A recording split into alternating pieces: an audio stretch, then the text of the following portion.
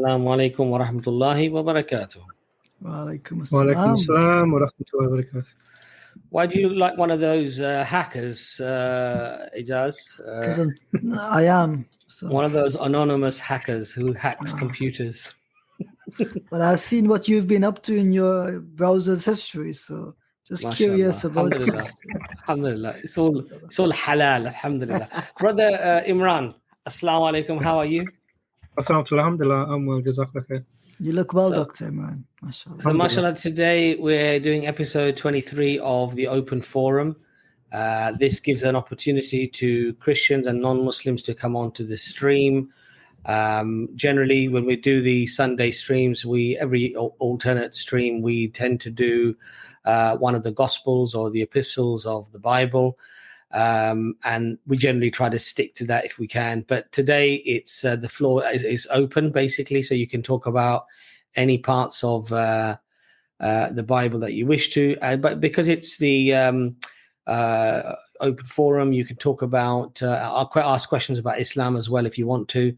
So this is not the perfect storm where you come on and you give your beliefs and we put them through the storm, we challenge them. But this actually allows you to challenge us as well. Is that correct, Brother Ijaz? Have I explained it properly, or would you add anything to that? Next week, inshallah, we'll try to resume with the gospel streams. It's not like we can't do it, but like timelines and sickness and, how it went. So. Yeah, it's just to apologize to the brothers and sisters out there that we sometimes cancel with short notice, because if more than one or two brothers have fallen ill or there's a major issue or whatever and we can't continue, we like to make the streams meaningful. You don't want just me on here. I would probably put a lot of people to sleep, and the figures would probably drop like this as well. There'd be 26 people watching or whatever.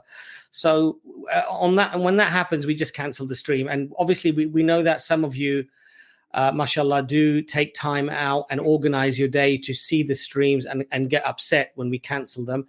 But we don't do it lightheartedly because we want to watch the football, or Ijaz wants to watch Chelsea lose or something like this. We don't do that. Hey, none of that today, okay, brother? We only do it, obviously when it's really needed and it's important. So, you have listen, brother, you live in London, right? You're supposed to meant to support a team in London. It's just the way it works. Say that again, Ijaz. Sorry, I didn't hear that. You live in London, so support a team in London, right? I don't support anybody. I don't. You're saying you're agnostic. You're agnostic, is what you're saying. I'm agnostic when it comes to football, really. Let's just say, Brother Abbas, I would like you to revise the statement you just made because of a certain image I have of a red T-shirt. Would you like? Would you like to revise your statement now? It does. That is out of order, right? If I have a silly T-shirt on in private, that does not mean to say that can go public because Chelsea can't play football. That's not right, You keep saying it. If it turns up, it's not my fault. If it turns up, it's not my fault. Anyway, Ijaz, what talking about football, what is Chelsea doing at the moment in terms of their league? Are they sort of where are they in the league at the moment? Second, brother. Second. Who's first? I don't know. I don't know what the table looks like right now. All right. Dr. Imran, how is things with you, mashallah? How's your week been? Alhamdulillah, it's been a bit of a tumultuous week. Unfortunately, I had COVID. So I was quite unwell for a little while. But alhamdulillah, turning the corner, mashallah. May Allah give everyone who's unwell shifa, inshallah. Ameen. So just getting there. Dr. Imran, you look quite well given that you had COVID. Is there anything that you did that helped ease your illness? So there are things you can do. There is good evidence for vitamin C, good evidence for vitamin D, a few other things as well. So I was taking a lot of vitamins. I was hydrating myself very, very well. Just making sure that I was resting as much as possible. The first 4 days I was not able to stand up. And then I started coughing a little bit after that. But alhamdulillah, it seemed to work well. And obviously all of the the natural herbs and remedies that mum and would make, mashallah, they were very effective as well. Naturally sort of antiviral, antibacterial types of soups and things that mum was producing. So it went, alhamdulillah, it worked. In the sense that I'm better. Obviously, all shifa is in the hands of Allah, and these are just means of us trying to achieve that, inshallah. Oh, you made me very worried, and we were in communication, and let's just say lots of du'as were made for your healing, alhamdulillah. It's good to have you back with us. Jazakallah khair. Alhamdulillah. So we've got our first guest already. Hello, Nazam. Welcome to the stream. So where are you calling from, Nazam? And what would you like to ask us? I'm from the Eastern. Alhamdulillah. I know where you are, Naz, because I've dropped you off there a few times. Anyway, so guys, open forum. You're welcome to come on, challenge our stance. We had Ehsan on a few weeks back, and he was going to do some research, and then he was going to come back. Ehsan, if you're listening and you've done your research, it would be nice to have you back on again. We do get other people that come on and that do say that they will come back and they will challenge us on certain issues after they've learned about the topics we've discussed. They seldomly do come back, but you're welcome to come back as well. So we have one of our favorite, all-time favorite guests, Frank. Let's get you on before Hamza comes on. Greetings, man. How are you going? Hi, Frank. How are you? Oh, what do you have? What do you have in store for us today, Frank? Yeah, I was going to say to him, I'm sorry to hear about the COVID, but it's definitely still going around. We had someone in the family who got it just recently, but it wasn't too bad. But it's a surprise because the levels here are very low. So you sort of think, it's gone, but it hasn't. No. Yeah, you've got to be careful. I think still be careful. Unfortunately, I don't know how things are in your part of the world, but over here in England, we still seem to have the vast majority of people not wearing masks and really not being careful when it comes to sort of social distancing or, obviously when you're out in the open air, it's different. But when you're in a shopping center or inside shops, I was speaking to a few people from Switzerland, and they were saying they were shocked. They went into Selfridges and virtually nobody had a mask on, and they were actually quite taken back because in Switzerland, they were saying pretty much everyone, very disciplined. They all wear masks, and it's a shame because I think obviously people should realize that it's not about you falling ill necessarily or yourself. It's about possibly you passing it on to somebody. And, either they fall seriously ill or a relative of theirs or a friend of theirs or an associate of theirs falls seriously ill and they die. This is really on your shoulders. If you don't listen to medical advice and you don't listen to government advice and you ignore it, this is something within our paradigm, within the Islamic paradigm. If you're deliberately negligent, this could be something that you could be held accountable for. So please, brothers and sisters out there, be careful, take advice from people of knowledge, look after yourselves and try to prevent this from spreading. Because for some people, I mean, Dr. Imran, you said that you felt first 4 days you couldn't stand up, right? That's not cold. That's not a little flu. That's something a lot more serious than a flu or a cold, right? Now, if somebody's elderly, doctor, we know that the effects. I mean, my father got it about 2.5 months ago, and it literally knocked him out for about 3 weeks. He's 90 years old, in fact. Yes, exactly. And it literally knocked him out. And we were very worried because he did end up in hospital with the low oxygen and what have you. Alhamdulillah, he recovered. He came home and he's fine now. But, this is a huge responsibility for us. We need to be careful about this. So I don't know, Frank, do people wear masks at your end? Are they careful there as well? Or? Well, in shops, on public transport, it's mandatory. You have to wear them. And there's QR codes when you go into a shop or any sort of building. But oh, right, okay. You don't need them outside. And in fact, that was my daughter's boyfriend. He thinks he picked it up at indoor soccer, indoor football. And So you're saying you have a vaccine passport there, do you? To get into venues, to get into shops, you have to show the passport? No, well, actually, we do have them. It depends. Most places, they don't. It's rare that they check that, but you do have to wear a mask and QR code as you go in. Okay. In restaurants, you have to show your passport. Well, look after yourself, Frank, because I mean, at the age of 70, you really don't want to catch COVID. I'm not quite that old yet. I'm just joking, pulling your leg. Okay, Frank, what have you got in store for us today? Please don't talk about the same thing you've spoken about the last 4 times you came on. I hope it's something new today. What about, do angels know the future? No. Because in Surah 2, you've got the situation where Allah tells the angels, I'm going to create a vice regent on Earth. And they tell him, actually, don't do it. Why are you going to create someone who's going to do mischief and shed blood on Earth? Yes. So they know what's going to happen. Well, the exact words they use is that wilt thou create a being that will spill blood and spread mischief on Earth? And then Allah says, Allah knows that which you do not know. The point here being, Frank, and this is something that Sheikh Abu Ali, I think, once alluded to, that in terms of beings as such beings, there may well have been beings that existed in some form or another or whatever, we don't know, before the creation of Adam, peace be upon him.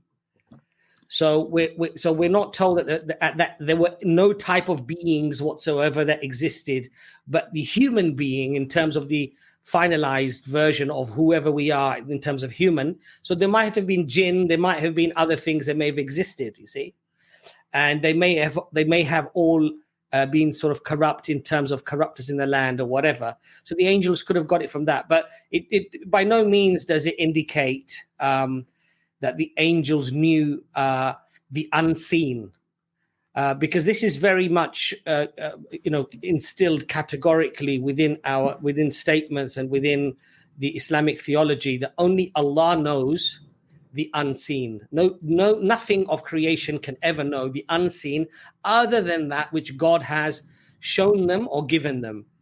Of their own self or with their own power, they have no power to do so.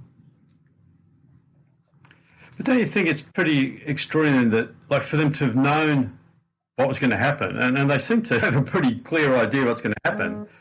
God would have had to tell them, I'm going to make this being that's going to rebel against me and reject me and shed blood, and they'll be fighting and killing each other. It's all...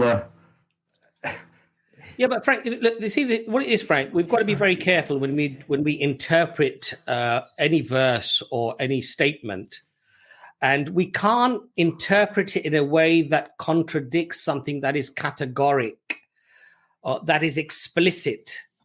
And Allah has made it explicitly clear that the knowledge of the unseen is purely in the realms, in the power of Allah subhanahu wa ta'ala, and that nothing has the knowledge or can have the knowledge without Allah's permission. So whatever interpretation we make, it cannot directly contradict an explicit teaching of Islam. And since you would accept that this does not explicitly mean that they had foreknowledge of human beings and there was no type of creation prior to human beings, this would all be an assertion. This would not be from a matter of fact or from a matter of certainty, you see.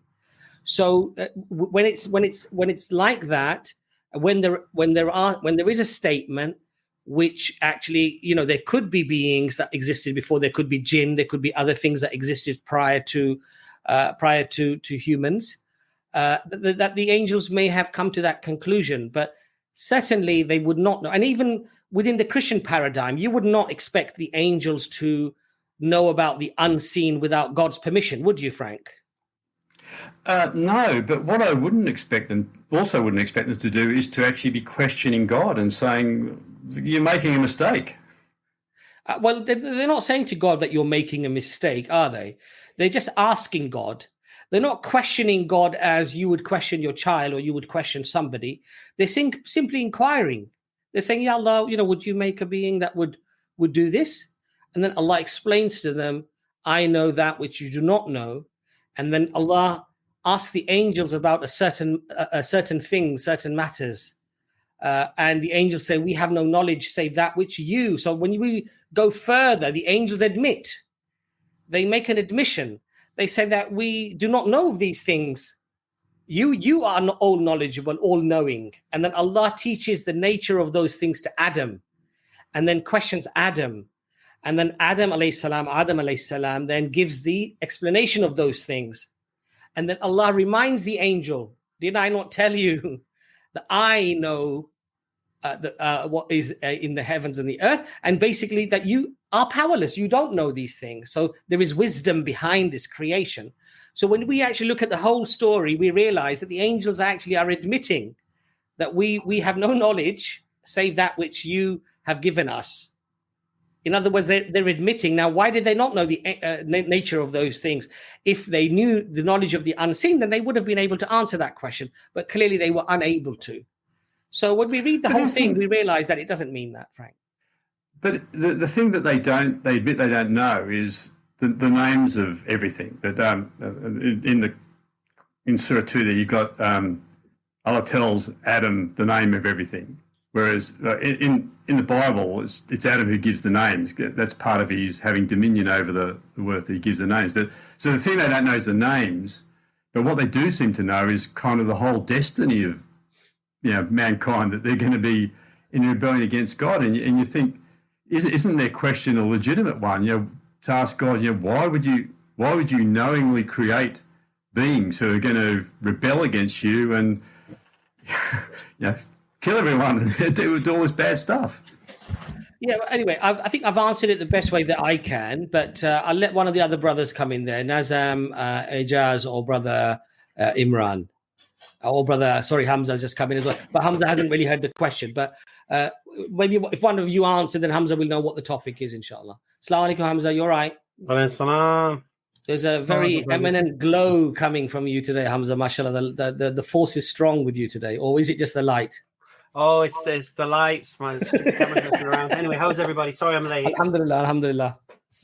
I just come from the metaverse. Oh, have you? Okay, fantastic. It's virtual speaker's corner, honestly. Fantastic. Brother, Dr. Imran, do you want to address that, inshallah? I think it's been addressed, really. It's just the verse itself tells you that this is a question they asked God. It wasn't a claim to knowledge.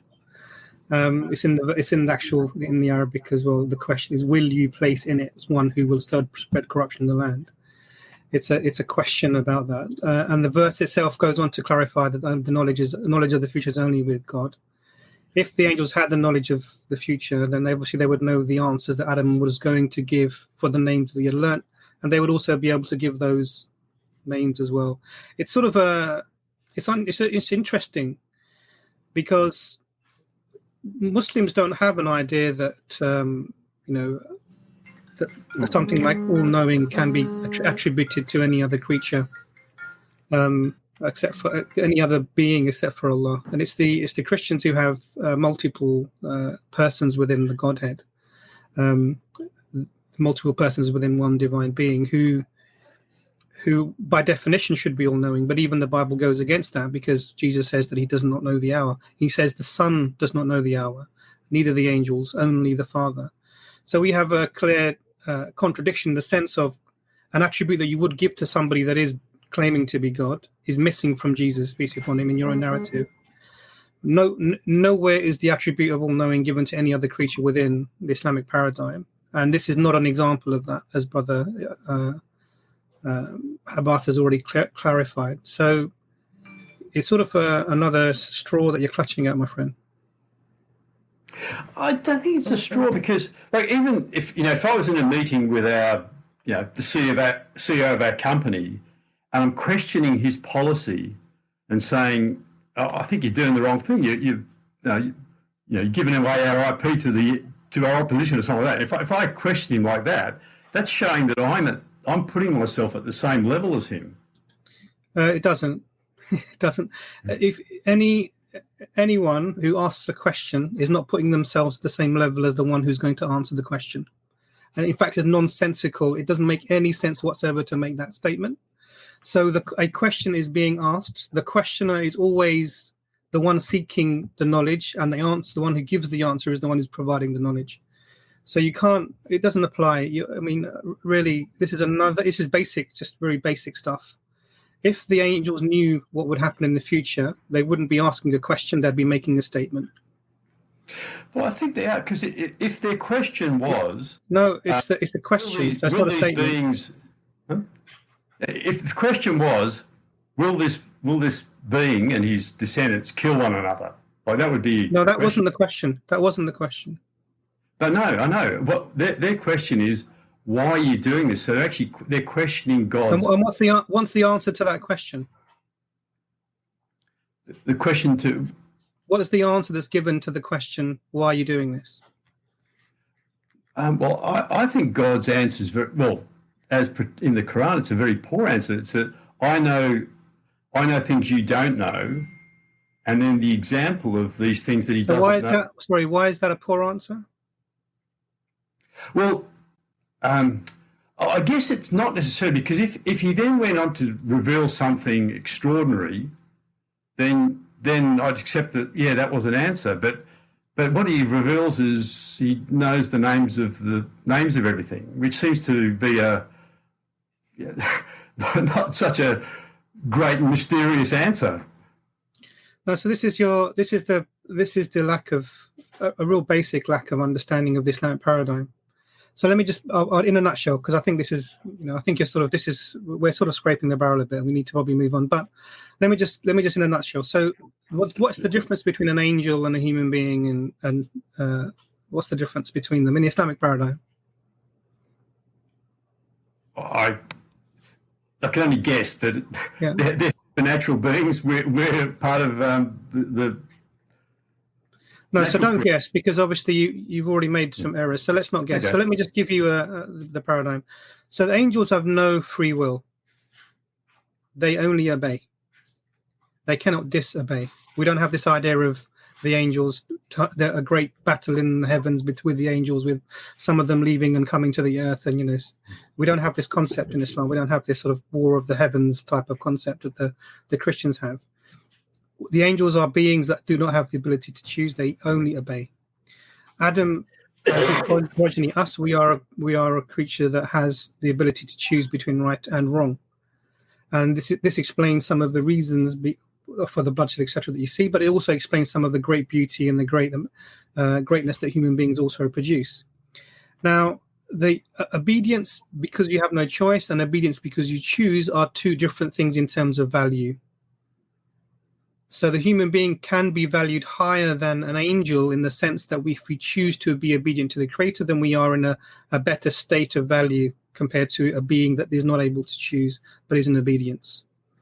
And really, this is clarifying that relationship. That not even the angels say the knowledge is with you, and their question is answered by the Creator, and that what goes on from that is this whole idea of that Adam can be superior because he's able to choose to do right, whereas angels cannot do that, and hence you get then the sort of the prostration of sort of to establish the superiority of the creation of Adam over others.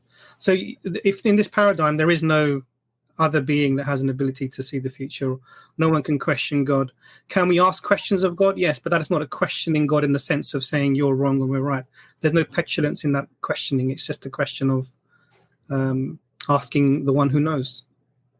But I think it is actually the most profound question in the universe. Why did God go and create man?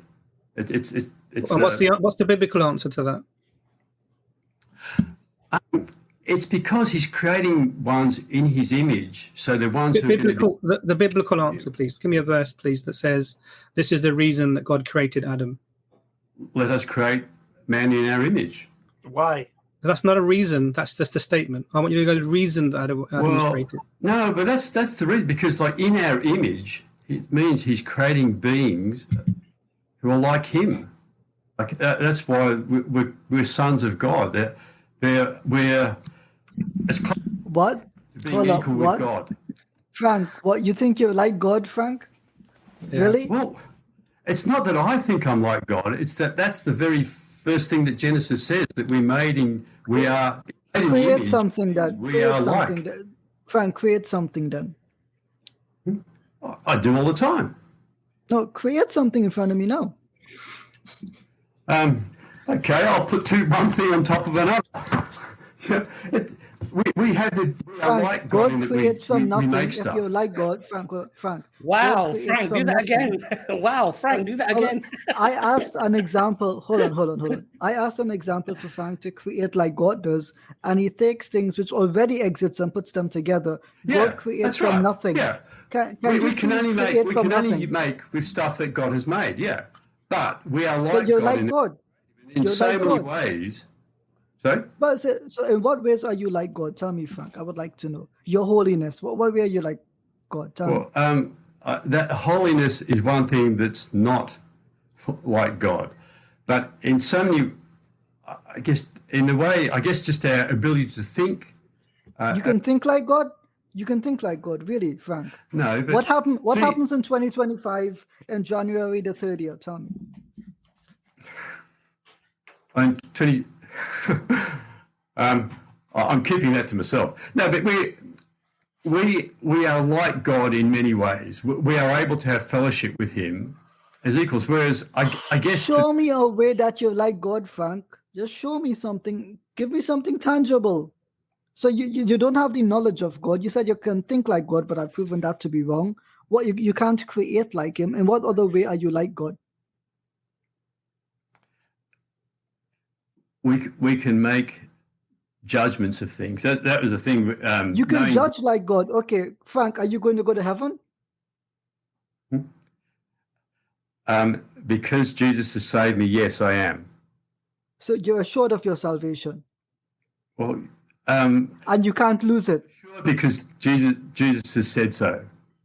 But when Jesus said he would say to those who said, Lord, Lord, he said, I would turn them away. How do you know that you're not one of those? Especially if they're creating stuff. No, is to keep on following Him and keep on having faith in Him. How do you know you have the knowledge of God? How do you know that He's not going to say to you, you're not one of mine? How do you know that? If I keep following Him, then Not He's if, not if. Do you have the knowledge to know you're not going to fall away, Frank? There are things I can't know. So I'm not But saying you're I'm like God. You should be able to know if you're like God, Frank. God is God the would be creator. able to know. He's above all, but He's made people. He's made mankind in His image. What does that mean? Well, I guess You're guessing now. no. You need to read. That's the story of the Bible. I mean, No. What does that mean? Learning that. You keep quoting this. God said He'll make man in our image. What does that mean? That we are like God. Well, what does that mean?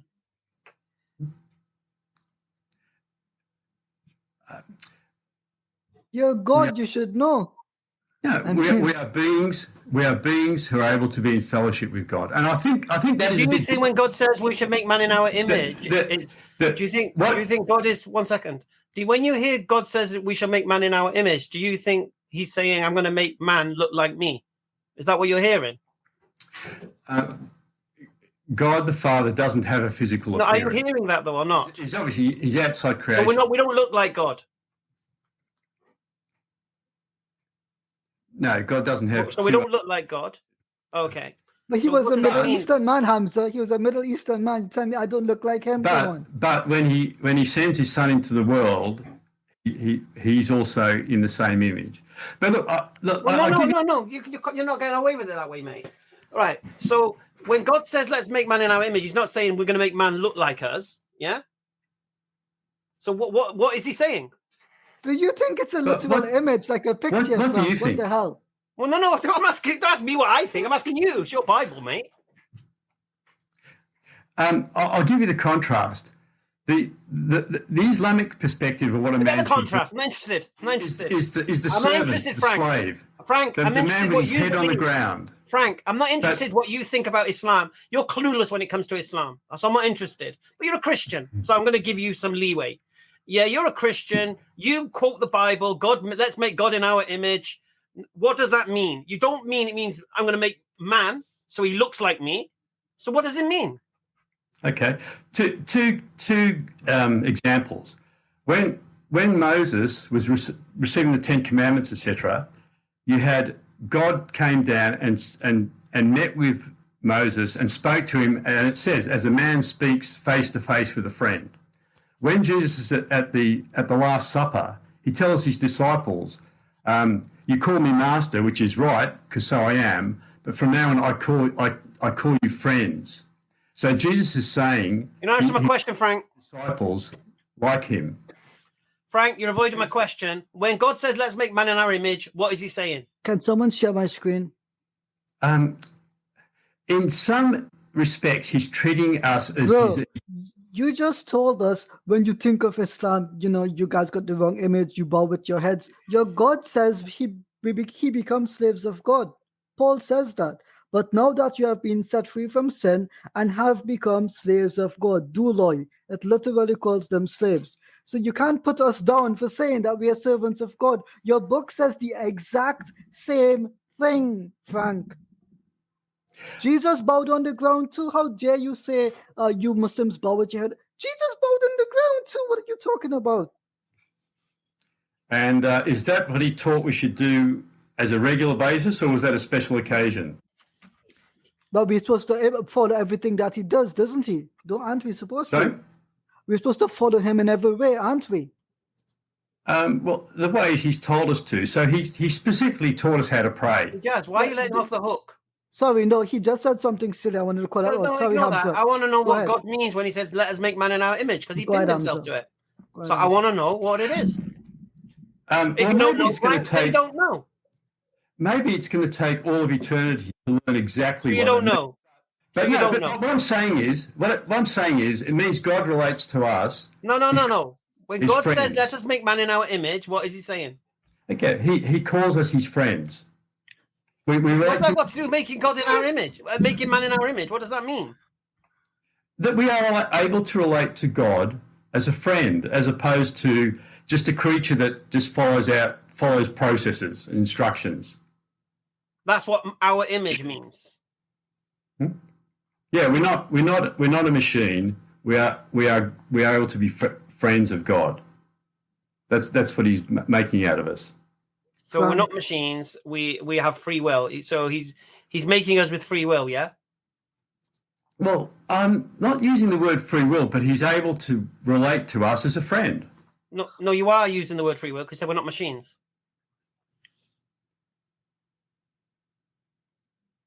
Well, hang on, but that's putting it. Free will can encompass a whole lot of things, but we are able to relate to God as a friend. Okay, God is my friend. That's what "let's make man in our image" means. I'm gonna make some friends. I'm gonna make man as my friend. Well, yeah. Apart from the ones who don't believe Jesus died for their sins, those ones I'm gonna put in hell. Yeah. Well, yeah. There are those, and there are many who. That's not very friendly. Is he going to add me on Facebook later? What's he going to do to the Christians who exorcised demons in the name of Jesus and cured the sick in the name of Jesus and prophesied in the name of Jesus? What's going to happen to those Christians that Jesus sends away?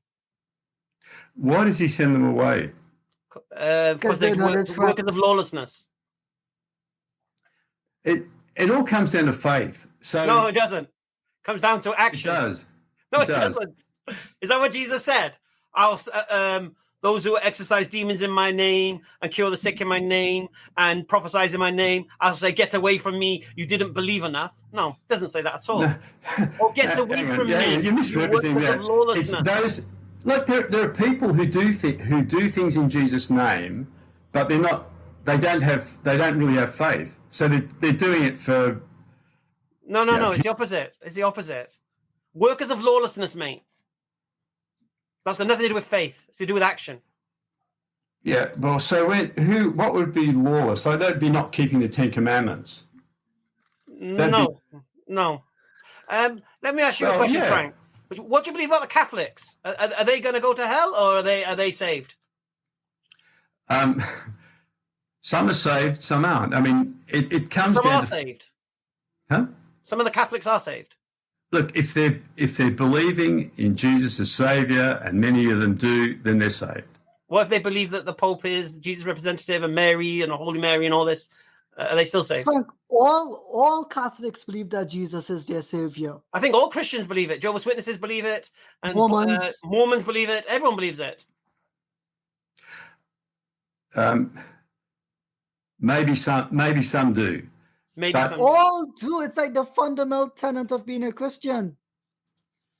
Oh well, with Mormons, like it gets to the point where they're what they're believing is so mixed up. It's very hard to know what they believe. But and same with Jehovah's Witnesses. I'm sure there are some who actually do. Frank, we've demonstrated on numerous occasions. We've demonstrated on numerous occasions that you're so mixed up. So anybody watching this deal with you, Hamza, well, anyone watching this deal with you will say that guy's mixed up. So the accusations you make of your other Christians, they'll make the same about you. And Frank, you know what it is, Frank? You read the Bible, you see that there's an explicit term that Jesus says. He qualifies why he's turning these people away and saying to them, "I never knew you." He rebukes them with such seriousness. I want to have nothing to do with you. I never knew you. And then he qualifies why he's so angry and so upset and why he's turning those people away. He says, "You lawless people, you people who gave up the laws, gave up the laws." Oh, hang on, no. It's you haven't kept my commandment. What's interesting, Frank? What's interesting is that as a Christian, you should really be reading that, and you should be shivering and shaking in your boots. What's the verse? Yes. What's the verse? Is it in Revelations, Hamza? When is that verse? No. Which verse are you referring to? The verse about chapter 7. The second coming of Christ, when he turns the people away. Yeah, it's Matthew chapter 7. Matthew chapter 7, sorry. Yeah. Do you know what verse it is? Let me read it. 21. 21. Yeah, Hamza, can you read it, please? Yeah. Just give me 1 second. Just getting my Bible. So Matthew 21, yeah? Yeah. Matthew. Chapter 7. Oh, chapter 7, verse 21, yeah? Yeah. Not everyone that saith unto me, Lord, Lord, shall enter the kingdom of heaven, but he that doeth the will of my Father which is in heaven. Many will say to me in that day, Lord, Lord, have we not prophesied in thy name? And in thy name have cast out devils, and in thy name done many wonderful works. And then will I profess unto them, I never knew you. Depart from me, ye that work iniquity. So I just have to send some messages this. I'll get back to them. And what's the next verse, Hamza, where they're basically told about being lawless? So, there's two things to see here. He says, "You who do not, only he who does the will of my Father, who is in heaven." And what is this passage? It's just following on from when he's talked about false prophets. So, back in verse 15, he starts out, "Watch out for false prophets. They come to you in sheep's clothing, but inwardly they are ferocious wolves. By their fruit you will recognize them." So this is in the context of there's people who they're false Christians. And in this case, false prophets. They're teaching something else. And look, I would apply that to Muhammad, because his life is not a life that reflects what Jesus taught. It's something very different.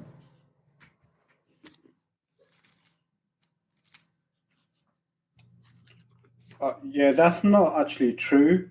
When you say that, the differences they trace back to the Apostle Paul.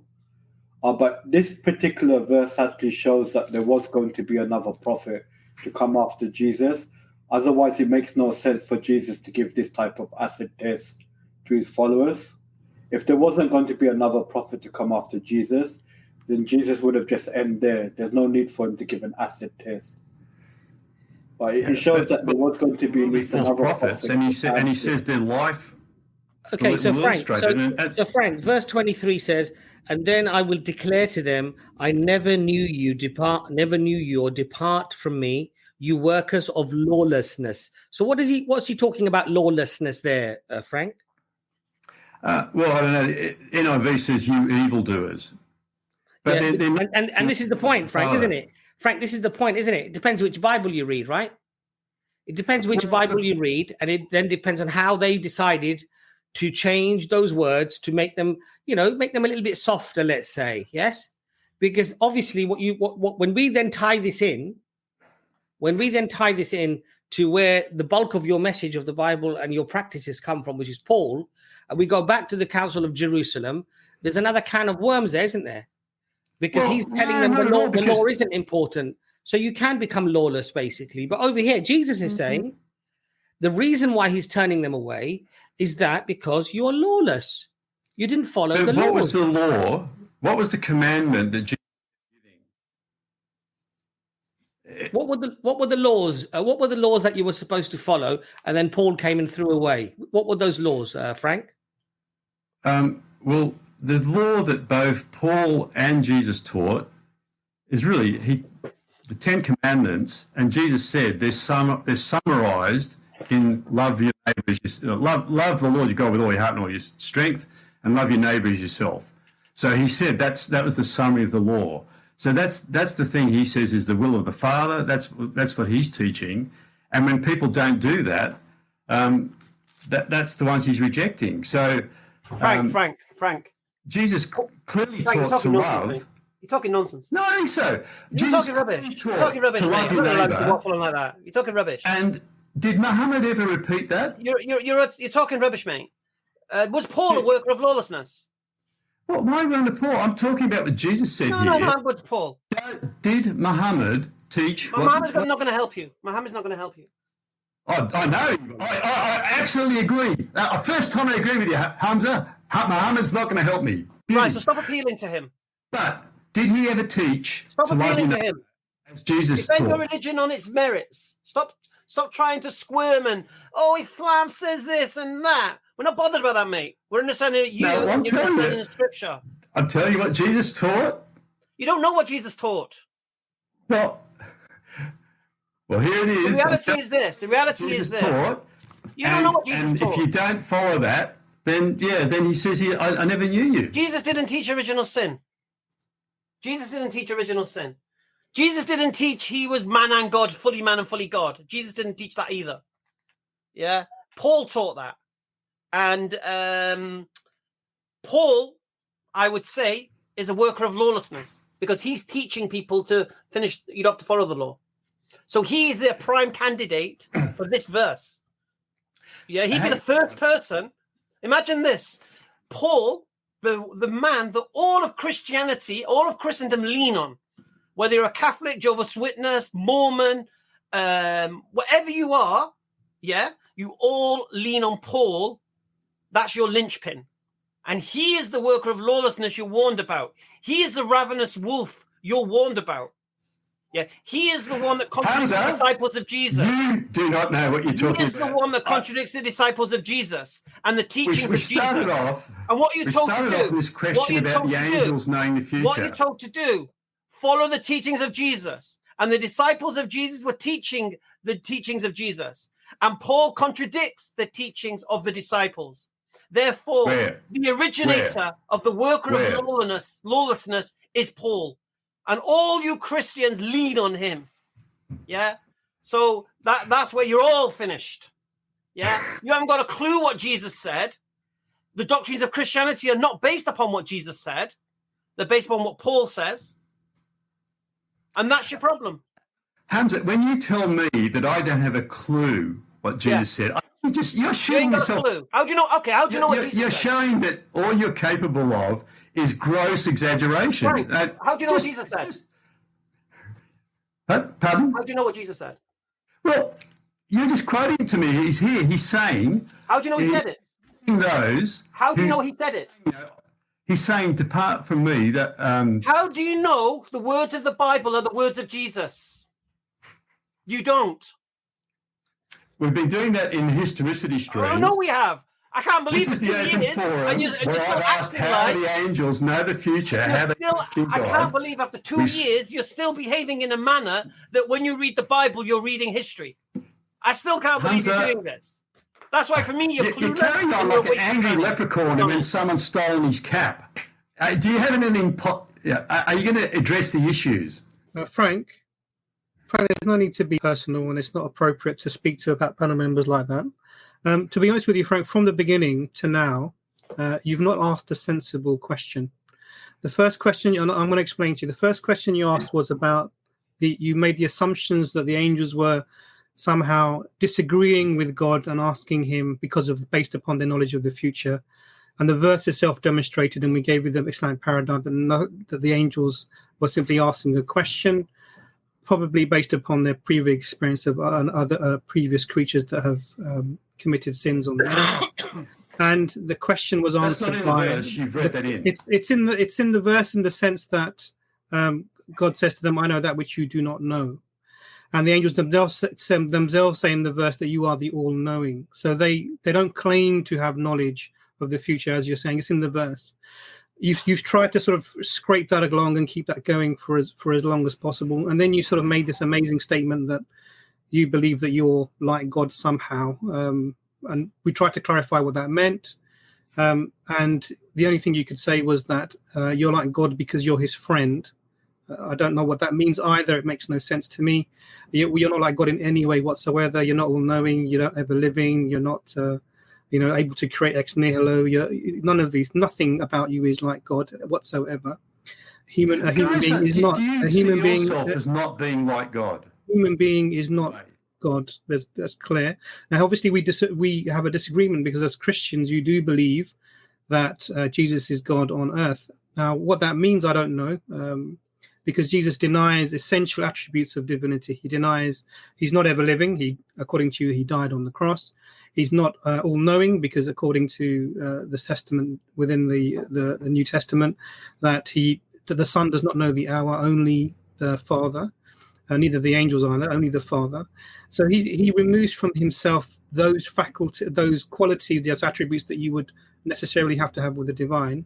And then you went on another tangent about something completely unrelated. So I haven't seen much progress. I'm quite disappointed, Frank. We've been off the air for a little while. Many reasons for that. And you're exactly. This is the most important question, don't you think? Nothing has really changed. But don't you think the question of why God created man, that is the most profound question? Yeah, but you haven't answered that question, Frank. We have a direct statement within the Quran, direct. We created mankind, and it tells you the reason. Now, there's a direct verse that says that. Now, I haven't given it to you. Why? Because I wanted you to give me the equivalent from the Christian Bible. You're not able to do that. All you said is that God created us to be his friend. Well, God didn't need friends because he was in a Trinity already. There were three of them already talking to each other and loving each other from the beginning, according to your belief. I'm glad you agree. According to your belief, as I've clarified for you. Even though that doesn't make sense, because essentially this is loving yourself. Essentially, this is loving yourself, because we know that the angels, we can know that the members of the Trinity are not equal in personhood, and only being as you understand. This makes three persons of who are interacting with each other. If you say these are one anyway, then this is self-love. However you want to, juggle that, you can. This is essentially self-love. So it doesn't give you any further attributes. But then, even then, with these multiple personalities who are interacting with each other and loving each other from time immemorial, they still felt lonely enough, or they wanted to create a friend, and so they made Adam. This is the thing that you're putting forward. Now, frankly, this is excuse the pun. This is absurdity upon absurdity, and I think that really, I don't think we're going to progress anywhere, Frank, if this is all that you're going to bring. Well, honestly, I think I've raised a very important question. And I'm sure that you do think that you've raised a very important question. And that actually is the problem. Why has God created mankind, created everything then? So go on, Frank. I'm just going to say, Frank saying, I think I brought a good... You're delusional, mate. Seriously, you're delusional. What a great statement, Hamza. Well, no. It's something that because you're trying to say you brought a great question. It's been responded to, and you still think it was a great question. You probably still think your question about Mary going to the east behind the screen was a great question. I even seen you on your channel. You made a video you made some profound point. You're delusional, mate. You believe in things contrary to overwhelming evidence to the contrary. You're delusional. Seriously. And I'll be honest with you, I don't even know why you're here. These boys are very I'm concerned that the Islamic world is misled about the truth. You're like a madman, yeah, and I don't know why we give you air to spout your madness. Personally, I don't know why we're doing it. I'd rather chat to the comment section than chat to you, to be honest. Because as soon as I seen it, I thought, what idiocy has Frank come with again today? And you did exactly it. Is that a personal attack? Yes. Honestly, I just ask everyone watching, why did God create you? And I'm saying to worship him. The Bible is God wants to have fellowship with you. God created us to worship him. Next question. And what do you mean by worship? To surrender to him, follow his guidance. Put your head on the ground. That's just like Jesus. Recognize his existence. Glorify his existence. Seems like Iblis getting his revenge. One second. Frank. Even to give a tangible recognition of his attributes from amongst us, so we're kind of like representing his attributes in what we do. Frank, I think it's Frank, I think it's very shameful that you mock this concept of putting your face to the ground when in the Garden of Gethsemane, Jesus, peace be upon him, put his face onto the ground and he worshipped his Lord. In the Old Testament, Moses and I believe his son or sons go to the mountain, they take off their shoes, they do ablution, they wash themselves, just like the Muslims wash ourselves. And they put their knees and their palms of their hands and their faces onto the ground. That's what the Old Testament says. Is that right, Ijaz? I think I'm pretty sure. That's what Moses did. Right. That's what Moses did, right? So you saying this, I mean, I think it's shameful because you're saying Jesus is God.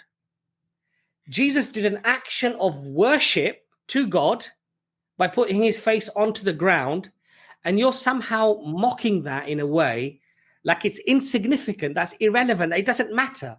When your paradigm says that your God did that very same act to worship the Father, the Creator, right? So it's shameful, Frank, really. Do you know what's even more shameful, Abbas? Do you know what's even more shameful? He just asked, why did God create us? And I said, well, to create us to worship him. And his next question was like, wasn't like, oh, really? His next question was, how do you worship him? I mean, what's that got to do with your question? What's that got to do with the question? How do you do that worship is different as to why. That is not how Jesus taught us to worship God. Frank, we believe that as Muslims, our entire lives can be worshipped. So why is he? So if Frank is doing it again, why is he acting like the Bible is the standard and everything else should be measured against it? That's not how Jesus told us to do it.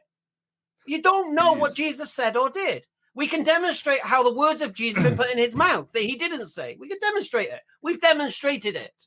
So the idea that you think you read the New Testament and you're reading historical statements that Jesus made, is pure delusion. And then to try to measure what we believe against your delusion is utter madness. Well, I've just shown you this massive contradiction right there in Surah 2, that the angels know better than God. So this is Frank. This is Frank. Contradiction there. Frank. Even that. Did the angels say to God? Well, no, they won't do that. Did the angels say that?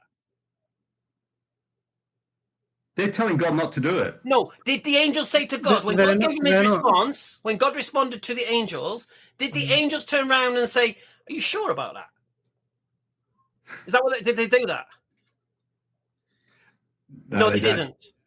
Now, actually, I've actually got to dial into a work meeting now, and go dial into it, mate. It's started. So I hope you take your real life more seriously than this. I think I've struck a chord. Yeah, you struck a chord. Yeah. I'll see you next time. Delusional, mate. Back to Arkham you go. Honestly, I don't know why we waste time with this geezer. And look who's waiting in the wings. Oh, God. Hello, it's me again. It don't rain, it pours. It's the Catholic hater. I'm back. Oh, my God. One second, my mic's not plugged in. Let me just get my mic plugged in. You done that DNA test yet, mate? Oh, no, I Hey, haven't. John. No, haven't got around to it. John. Yeah? John, have you done your DNA test yet? Not yet, no. Oh, come on, man. I haven't got around. Just plugging in my new. I got this new mic, and I'm just trying to figure out how it works because apparently it wasn't plugged in. But yeah, I'm back. I'm the Catholic hater. I'm back again. Which mic is mine? What's that? Testing 1, 2, 3. Is the mic working? Yes, we can hear you. Okay, that's good. All right.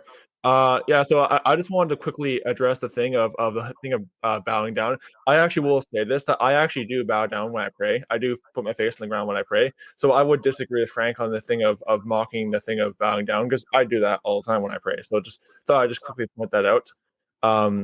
Also, I want to point out the thing of Paul being a worker of lawlessness. That's actually not true, because there's numerous times where Paul actually condemns people who think they're trying to defend sin. So Paul was actually not a worker of lawlessness. He actually would quite often rebuke those who were living in sin.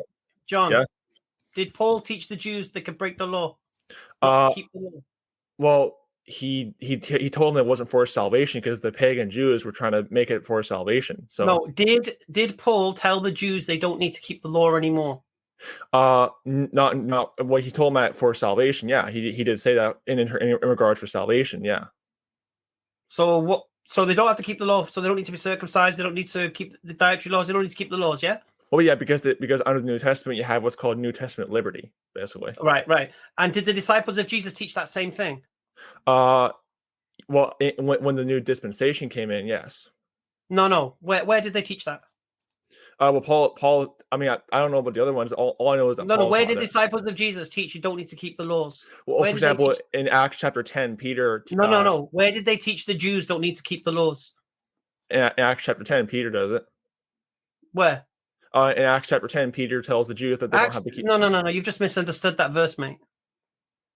He's telling them that you don't have to keep the dietary laws anymore. No, it's not talking about that. It's not talking about dietary. Well, because the Jews were adding all these pagan, because Judaism is paganism, so they're adding. No. I'm interested in how many times you're going to say the word pagan. The thing is, Acts 10 is not saying what you think it's saying. It's pretty blunt and obvious, though. No, it's not obvious. And if you look at the exegesis of that verse, it's got nothing to do with food. Well, he's told to kill and eat this ram, so it's like he's told to slay and eat, and he says the no. He's told to eat something from this blanket of animals, and he says, "I've never eaten that which is unclean." Yeah, but one of the animals was an unclean meat, though. Right, yeah, but there was clean animals there as well. So why didn't he kill a clean animal? Because he was under New Testament liberty. He wasn't under the law anymore. Well, no. Why did he kill a clean animal? Because he just chose not to. I don't know why he just chose not to. No. Because it's got nothing to do with eating the animal. It's to do with the fact that can Jews and Gentiles mix? Because after that, then he entered into the house of the Gentile. Yeah, exactly. Because at that point, it's got nothing to do. That verse, Acts 10, has got nothing to do with breaking the law. Because if this is true, what you're saying, let's imagine you're correct. Then what happened at the Council of Jerusalem? Where was Peter saying, "Oh, actually, I've had a vision, and no, we don't have to keep the law anymore"? Well, actually, the Council of Jerusalem does say that. The Council of Jerusalem in Acts 15. It doesn't. For example, the Pharisees are telling them you have to be circumcised, and they're actually rebuking the Pharisees. No. You see, here's the problem you're doing. You're conflating two things here. You're asking what should happen to non-Jewish converts to Christianity is one thing, and what Jews who are following the law is another thing. Yeah. So my question is, what did the disciples teach with regard to people like you becoming Christians and what laws you need to keep? Okay. My question is a simple one. Did the disciples of Jesus teach Jews that the law was abolished? So, for example, was Peter teaching anybody that they could eat what they like as a Jew? No, he wasn't. Yes, they were teaching the laws are abolished, yes. No, they wasn't. Well, in terms of salvation, I mean, they were not. No, they wasn't. Because the Jews were trying to do it for salvation, though. No, they wasn't. The disciples of Jesus were not teaching that. And they were not teaching that in such a way that Paul was rebuked for teaching that. Well, yeah, there was one example there was all kinds of contention that happened. No. It's a very, very simple example. Paul was teaching something contrary to the disciples of Jesus. He was reprimanded for that teaching. Yeah. And he acted in a way that he wasn't teaching that thing when we know he was. That's it.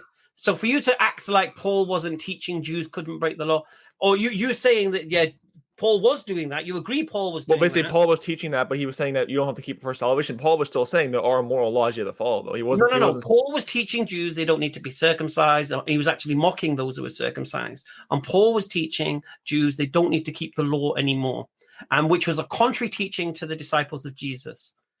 Well, the thing of circumcision, though, is that Paul said that basically that when you're saved, it's a spiritual circumcision, not like a physical thing. Oh, okay. So the Jews need to still be circumcised after Jesus? No, they didn't, because when you're saved... Right. And the disciples of Jesus said Jews still need to be circumcised. Well, they might have said that, but they did. Okay. So where did Jesus teach that you don't need to be circumcised once he's been crucified? Well, Jesus Christ wasn't sent to Christians. He was under a different dispensation now. Where did Jesus teach Jews they don't need to be circumcised once he's been crucified? He never said that. He never said that. Where did the disciples of Jesus teach that Jews don't need to be circumcised now Jesus has been crucified? There's Acts 15. They rebuked the Pharisees for that. So show me in Acts 15 where the Jews teach. Sorry, the disciples of Jesus teach Jews don't need to be circumcised. Yeah, let me just pull up the verse in Acts 15, because it's Acts chapter 15 verse. Read it.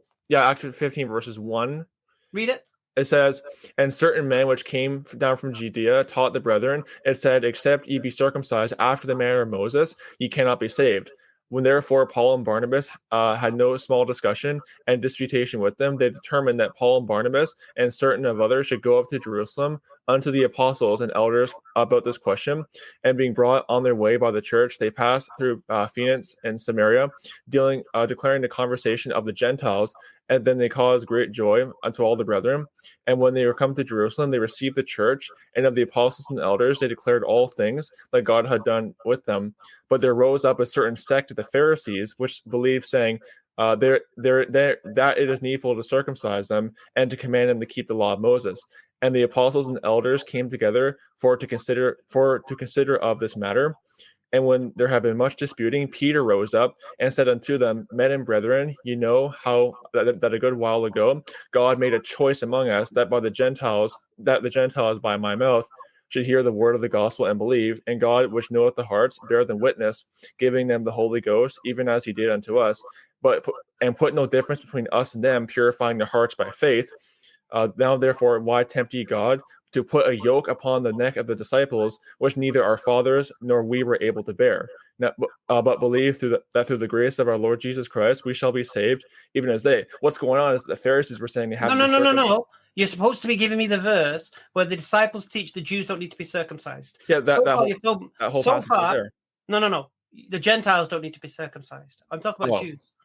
Well, basically, he's saying there's no difference in that. He's saying it's not. No, he's not saying that at all. That's your problem. I've told you. You misunderstood what you've read. But he's telling them that he's telling the Pharisees neither your fathers couldn't even keep that. No. He's saying that you shouldn't put this on the Gentiles. This yoke of circumcision for salvation. For the Gentiles. Well, in context, they're saying they have to do it for salvation, and you're rebuking them for that. Verse 1 says that they have to be saved to do that, and then they're rebuking them for that. It's talking about Gentiles, because Paul is coming to say what he's done, what wondrous work he's done amongst the Gentiles, and then is talking about the circumcision and whether or not they need to be circumcised, which I've got no issue with. My issue is very simple. Show me where the disciples of Jesus taught Jews didn't need to circumcise their children anymore. Well, I can't find a verse off the top of my head. Because the verse is not there. That's why you can't find it. Well, I guess Paul is the one who primarily taught it. Because Jesus didn't teach it. And the disciples of Jesus didn't teach it. Only one man taught it, which was Paul. Yeah. I'd agree with that. Yeah, that is true. And for that teaching, he was reprimanded by the disciples of Jesus. Now, who is the authority, Paul or the disciples of Jesus? Well, Paul saw Jesus Christ on the road to Damascus. So who is the authority, Paul or the disciples of Jesus?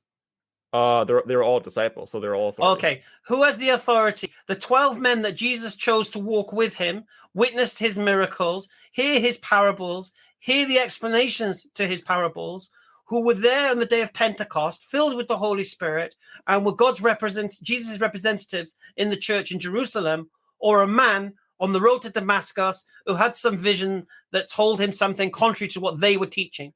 Who is the authority? Well, the fun fact is that none of the disciples were even saved before the crucifixion, but basically they're all authority. I mean, basically Paul was sent to the Gentiles specifically by Jesus Christ. No, look. I'll say it again to you. Paul never witnessed Jesus. Paul never saw his miracles, heard his parables, heard explanations to his parables. We're talking about 12 men who were chosen by Jesus to hear his message. And you're saying a random with some kind of supernatural experience can supersede everything that they were taught. Well, it was for a different dispensation. No, basically. It's not, because Paul, stop saying this different dispensation. Paul's telling Jews. What's the different dispensation? Well, because he brought in the age of grace. They were no longer. Forget your age of grace nonsense. Who is Paul telling the law's finished Jews? What's the different dispensation? How has that changed? Who said there's going to be a different dispensation? Is that what the disciples of Jesus said? Hebrews chapter 9. I think if Hebrews chapter 9. Who wrote the book of Hebrews? You're doing it again. You're acting like. Here's the problem, John. You're reading the Bible like you're reading authoritative history. Yeah, you don't know who wrote the book of Hebrews. You don't know whoever wrote the book was telling the truth, whether they were mistaken, whether they lied. But what we can identify categorically, Paul was teaching contrary to the disciples of Jesus. And you need to ask yourself, who has the authority? The 12 that walked with Jesus, filled with the Holy Spirit on the day of Pentecost, who are the leaders of the church in Jerusalem, or Paul? Well, the thing about that is that this kind of information has been covered up by the Jesuit-led Illuminati. So it's this kind of stuff is not well known. I'm just saying that basically that there's all kinds of deception out there, and basically Paul was sent. Basically, the best way I can say is that he was teaching the Jews that they didn't have to keep the law. That's all. Just bear me 1 second. All right, Paul hiding in the comment section. Hamza is always wrong on Christianity. It's no point he always thinks he is right. Okay, Paul, come onto the channel, come onto the stream. Tell me what I'm wrong about. Help John out here instead of hiding like a little girl in the comment section. Come onto the stream and come and open your big mouth here. Yeah, it's very easy to type that. Hamza is always wrong on Christianity. Tell me one thing I'm wrong about on Christianity. Just give me one thing I've said about Christianity that's wrong. You want to talk to me about the sign of Jonah? Was I wrong about that, where it's contradictory in the different Gospels? You want to talk about what happened to Judas? Was he hung, or did he empty his bowels out into the blood? Did he throw the money back, or did he use it to buy the field? Which contradiction was I wrong about? It's all very well hiding like a little girl in the comment section. Come on, big man. You don't need to put your camera on. Oh, sorry, continue, John. Forgive me. So I'm just thinking of these little girly Christians hiding in the comment section. But they ain't got the balls to come onto the screen. Honestly. To be honest, I honestly don't blame you. Like me personally, I've done debates with some atheists, and when some of them just hide. I don't know who this Paul guy is. Interesting name there, but I just personally think that if someone has a contention with somebody, come talk to them. Don't try to hide somewhere. That's my whole thing. But my point is that these kind of facts have been carefully hid from people by the Jesuit-led Illuminati, and basically, it's just a fact that Paul was teaching the Jews they don't have to keep the law for salvation because the Jews were following their Illuminati traditions. I'm not laughing at you, John. I'm laughing at Jason Burns hiding in the comment section now. Who now? Oh. John, Hamza's making a very profound point here, and I think you're really you're just sort of saying a whole lot of stuff very, very quickly, like somehow, to vindicate what Hamza is saying. But Hamza's saying something very, very profound, which is that Jesus, peace be upon him, had disciples with him who were learning about what it was to be a good Christian. Now, we would say to be a good Muslim, to be a believer, but you would, from your point of view, it would be to be a good Christian. This is how you must be. So he was giving them parables. He was showing them. They ate with him, drank with him. They lived with him. Okay, they were learning from him, questioning him. And then you have a man that comes afterwards who has a vision, doesn't even know what the vision means or what the vision was, has to be told by a third person that, that vision you saw was Jesus. Yes, he didn't even know. Paul didn't know that was Jesus when he saw the vision. Well, actually, he did. He called him Lord, so he was told. Know. He was told afterwards, right, that was Jesus, right? Well, actually, in the vision, anyway, Acts chapter 9, he called him Lord. John, the point here is this, though, right? And I think explained this before as well. If a case goes to a judge here, and there are 12 witnesses who witnessed the exact events, and then there comes a man who says, well, actually, you know what? I wasn't there, never saw anything, but this is my view of what happened. The judge is not going to listen to that man who wasn't there, didn't know, and just has a different opinion from the 12 that were eyewitnesses that were there. What you're saying, John, what you're saying is what you must do is those 12 eyewitnesses should be shoved to one side and the person who wasn't there should be listened to. Now, I think, John, that any person who's listening to that, especially if they're not Christian, okay, and they don't have that baggage that they have to somehow accept it regardless of how nonsensical it sounds, they're not going to accept that, John. Can you see that from a layperson's view, when they were to witness such an event, that they would see ridiculous to be following the person not there? Do you accept that? The thing is, I kind of see where you're coming from, but my point is that these facts the narrative has been covered up by the Jesuit-led Illuminati, and these kind of, it's like the narrative has always been twisted. I mean, Satan's always trying to twist the narrative. Satan's always trying to make things seem like they're not. And my point is that it's frustrating. I'll put it that way. How the Illuminati twist stuff and everything. Okay, John, can I ask you a question? Did the disciples know how to be a good Christian? They weren't Christians during time of Christians didn't exist until after Jesus Christ, but they did know that after the time of Jesus Christ. I'm talking about from the Christian paradigm. But okay, let's say, okay, to be a good believer, would the disciples know what it meant to be a good believer and how you should practice to be a good believer? Would they know that? Oh, yes, they would. Yeah, I would agree with that. Yeah. So if somebody comes afterwards and contradicts them, and some says something that is opposite to what they're saying, would that person be listened to or would that person be discarded?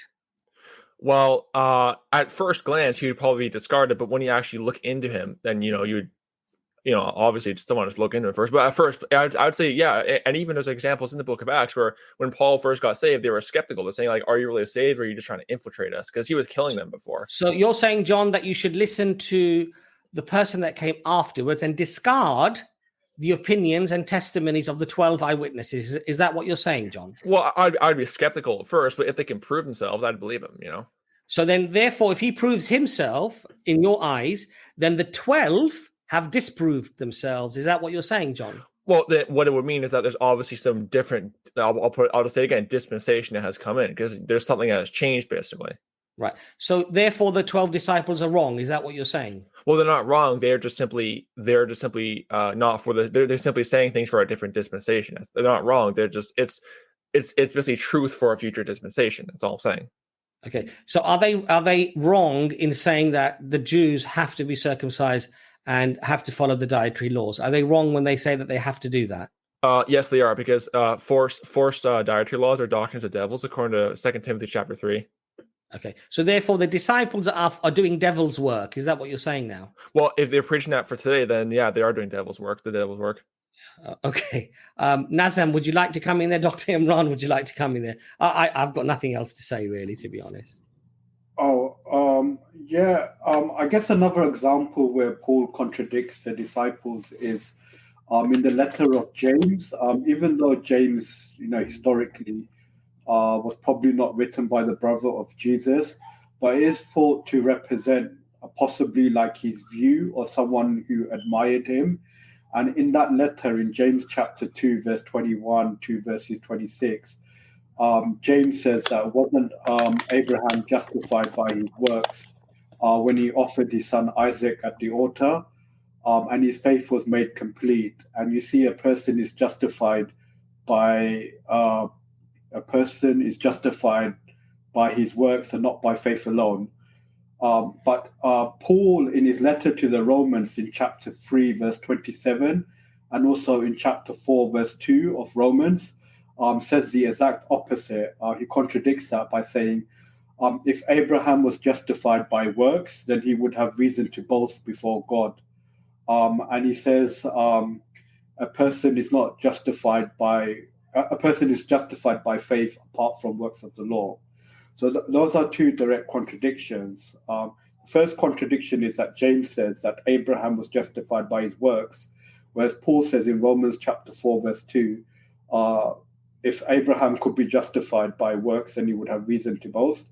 And then the second contradiction is James says our justification by works apart from, we're justified by works and not faith alone, contradicts what Paul says in Romans 3:27, which is that we're justified by faith apart from works of the law. Okay, I can respond to that. Let me just pull up my notes real quick, because I actually have some notes on this particular verse, because that is actually a commonly misunderstood passage right there. Basically, what's going on in Romans it's chapter... commonly said to be misunderstood by some people, but Martin Luther didn't think it was. He thought James did seem to contradict Paul's teachings. Yeah, Martin Luther was he was right on some stuff, but I've talked to some other people at fellowship with him. Yeah, we agree that Martin Luther was probably not saved because he was a Freemason. Well, he's a Rosicrucian, and they're a secret society just like the Illuminati, and okay. How do you reconcile the two? How do you reconcile James? Well, here's how I reconcile. So basically, this is my notes. This is what I have in my notes. Basically, by isolating this one particular passage, it's easy to come to the non-dispensational viewpoint that basically that.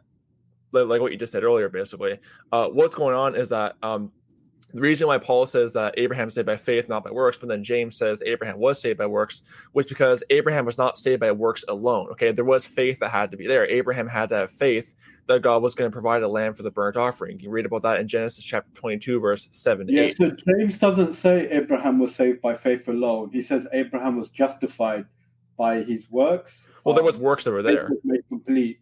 So James is not speaking about justification by works alone, but he's saying works and faith, and not faith alone, apart from works. Whereas Paul says we're justified by faith apart from works of the law. Well, and when Paul criticizes circumcision for him is like something that represents the law. So it's not just getting yourself physically circumcised, but it's just obeying the whole law, because he says if you keep one commandment, then you have to keep the whole law. And Christ died for nothing.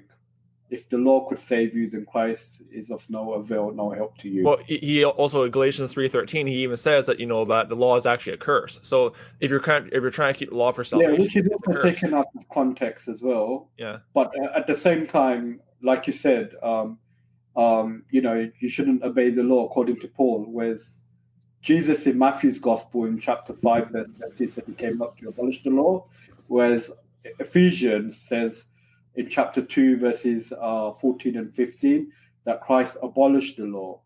So Matthew says Christ didn't come to abolish the law, but Ephesians says Christ abolished the law. Well, the thing is, too, is that Christ literally became a curse on the cross for us to abolish the law. Basically, he fulfilled the law on the cross, and he became a curse by doing so. Like literally, he became he literally became sin on the cross. Yeah, so he took on the curse that a person deserves by someone who rejects the law. That's the proper context. The context isn't about if you break one law, then you're guilty of breaking all of them. But the context is about whether if you accept some parts of the law, but you reject other parts of the law, then that tantamount to rejecting the whole law. But it's not about keeping the law perfectly, because in Deuteronomy, chapter 30 or 33, verse 11 and forward, it says what God has commanded you in the law of Moses is not impossible or not beyond your reach. So God wasn't demanding perfection from the Israelites. And this is why he gave them the system of atonement, so that they could receive forgiveness when they do err or when they do sin, provided that they were still willing to remain within the covenant. Yeah, but the thing is, in a New Testament context, what happens is that nobody can keep all 613 commandments perfectly. Jesus Christ did that. Like you weren't expected to keep the law perfectly, or otherwise there wouldn't have been a system of atonement for sin. Well, but the thing is too is that atonement implies that people would sin, and hence they had a mechanism of forgiveness. Yeah, hence why Jesus literally became a curse on the cross, because he was basically he became sin because we cannot do it ourselves. Basically, that's why. That particular verse is from Deuteronomy, chapter 22, verse 27, and that's actually speaking about the one who's found guilty is a curse upon the land and shouldn't reside, on the land, during the Sabbath, because he's a curse. So he's speaking about a guilty person, not an innocent person, because Exodus chapter 30, I believe, God says that he will punish those who deserve to be punished. So Moses says to God, blot me out of the book of life. And God says to the effect that he will not do that, but instead he will punish those that deserve to be punished. And I believe there's even a verse in the Pentateuch that says that the son shall not bear the punishment of his fathers, and vice versa. Yeah, that was true back then, but in order to fulfill that perfect sacrifice, Jesus Christ had to, basically become a curse and become a sin on our behalf, basically. Even though that directly contradicts, like Deuteronomy, when it says that a human sacrifice is an abomination unto the Lord. Well, yeah, that is true. Well, it's mostly referring to child sacrifice, giving your baby to Moloch, basically. That's what it's mostly condemning. But sure. Well, a human sacrifice in your mind is like fine. Well, me personally, I think that human sacrifice should be given the death penalty, in my opinion. So, and is that so you believe that Jesus gave up his body as a human sacrifice unto God? Well, he willfully did it, though, because the human sacrifices would normally be the human is like being forced into it. Willingly or unwillingly, but wouldn't that still contradict what it says in Deuteronomy about human sacrifice being an abomination unto the Lord? Because it doesn't qualify that a child sacrifice, but it's in general human sacrifice. Well, it happens all the time at abortion clinics, that kind of stuff. So it's like, but Jesus Christ. So, hence, human sacrifice in an abomination, something hateful before God. Well, abortion is hateful. So the sacrificial death of Jesus will be something contrary to what God said in the Old Testament or in the Torah of Moses. Well, I mean, teaching something contradictory, because Paul is the one who's saying that Christ died as a sacrifice. Well, I mean, Paul's the one who also said that Jesus Christ became a curse to fulfill the law, but it had to happen in order to fulfill that perfect. Because Isaiah 53, Psalm 22, he had to fulfill that by basically, becoming sin and becoming a curse on the cross. Psalms 53. So you said Isaiah 53. Isaiah 53. And Psalm 22. Psalms 22. The Psalms 22 verse 20 actually says that God would protect the Messiah from dying. Well, it's both passages, both Isaiah 53 and Psalm 22, and others too. Well, Isaiah 53 actually says he has the suffering servant has his life extended, but he doesn't die. But God rewards him by extending his life so that he can see his progeny. Well, I mean, 10 and 11 of Isaiah 53. But then it says he was wounded for our transgressions and bruised for our iniquities. Well, that was. But that's as a result of the Babylonians, because of their unjust way of treating the suffering servant of God, who's identified in Isaiah chapter 40 verse 9 as Israel. So Israel is the suffering servant of Isaiah. Well, yeah, but Jesus Christ is Israel. Yeah, but the thing is, Jesus Christ is Israel. He is a typology of Israel. Well, that's what Paul says, But Luke's gospel seems to eradicate any idea of Jesus being a substitutionary atonement. In fact, the Gospel of Mark teaches the parable of the vineyard owner, and it says that it wasn't the will of the father of the vineyard owner that the son should be killed or murdered. But instead, the vineyard owner sends the son so that the son could be part of the produce, which is a natural thing for a vineyard owner to do. But he doesn't send the son for him to be sacrificed, which is an unnatural thing for a father to do. Hey, hang on a second. My cat wants in. Let me just let my cat in real quick. I'll be right. 1 sec. Okay.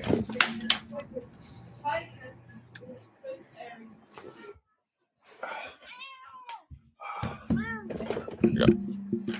All right. Sorry, my cat wanted in. That's okay. Your cat wanted in. What? Yeah, he won't stop meowing. He just wants. Oh, okay. Yeah. So you know the parable of the vineyard owner in Mark chapter 12, also in the Gospel of Luke. Cat sounds like he wants to go. Yeah, I'll let him down. Yeah. Yeah. It's funny. My cat will do this. He'll want in, and then like 1 second later, he wants back out. He always does that. It's fun. It's actually fun having a cat. John, we've had loads of these conversations with you before, okay? And you've accepted that the Bible is not the literal preserved word of God. You accepted that there have been changes and adaptations and fabrications and things like that. You've accepted all of that before. We've brought up 1 John 5:7, etc., etc. Well, the Jesuit Illuminati has fabricated stuff. Well, whoever they were, Illuminati, the Masons, whoever did it, but the fact is, you've already accepted that the Bible is not the preserved word of God Almighty. The KJV is. Sorry? The KJV, the modern Illuminati Catholic perversions are not, but the KJV is. Okay, so you think the KJV is the King James version of the Bible is basically the literal word of God. Is that what you believe? Well, it was preserved. It was preserved basically, but God was the one who inspired the translation of it. Is what it do you the mean by literal preserved? Well, basically, it was basically God, because God promised that there would be His word would be available through all ages. So it was preserved by God. It was what the do God. You mean preserved? Basically, God was behind the translation of it. What do you mean when you say it was preserved? Well, because God preserved the line of manuscripts that led to the King James. Right. So if it was preserved, that means no one could change it. Is that correct? Well, yeah, people were the Catholics and Illuminati were trying to change it, but look, I'm not interested in your Catholic Illuminati garbage. Does preserved mean it hasn't been changed since it was written? The ones that were inspired by God have not been changed. Yes. And how do you know what's been inspired by God? Because the Holy Spirit will lead you to the truth. And how do you know?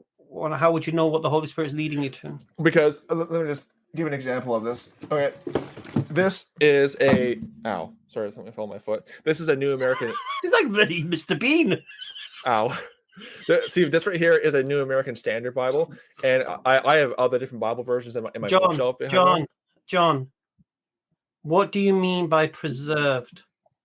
Okay, it was preserved because it was preserved through the line of manuscripts that God preserved through the. You can't keep telling me what you mean by preserved by using the word preserved.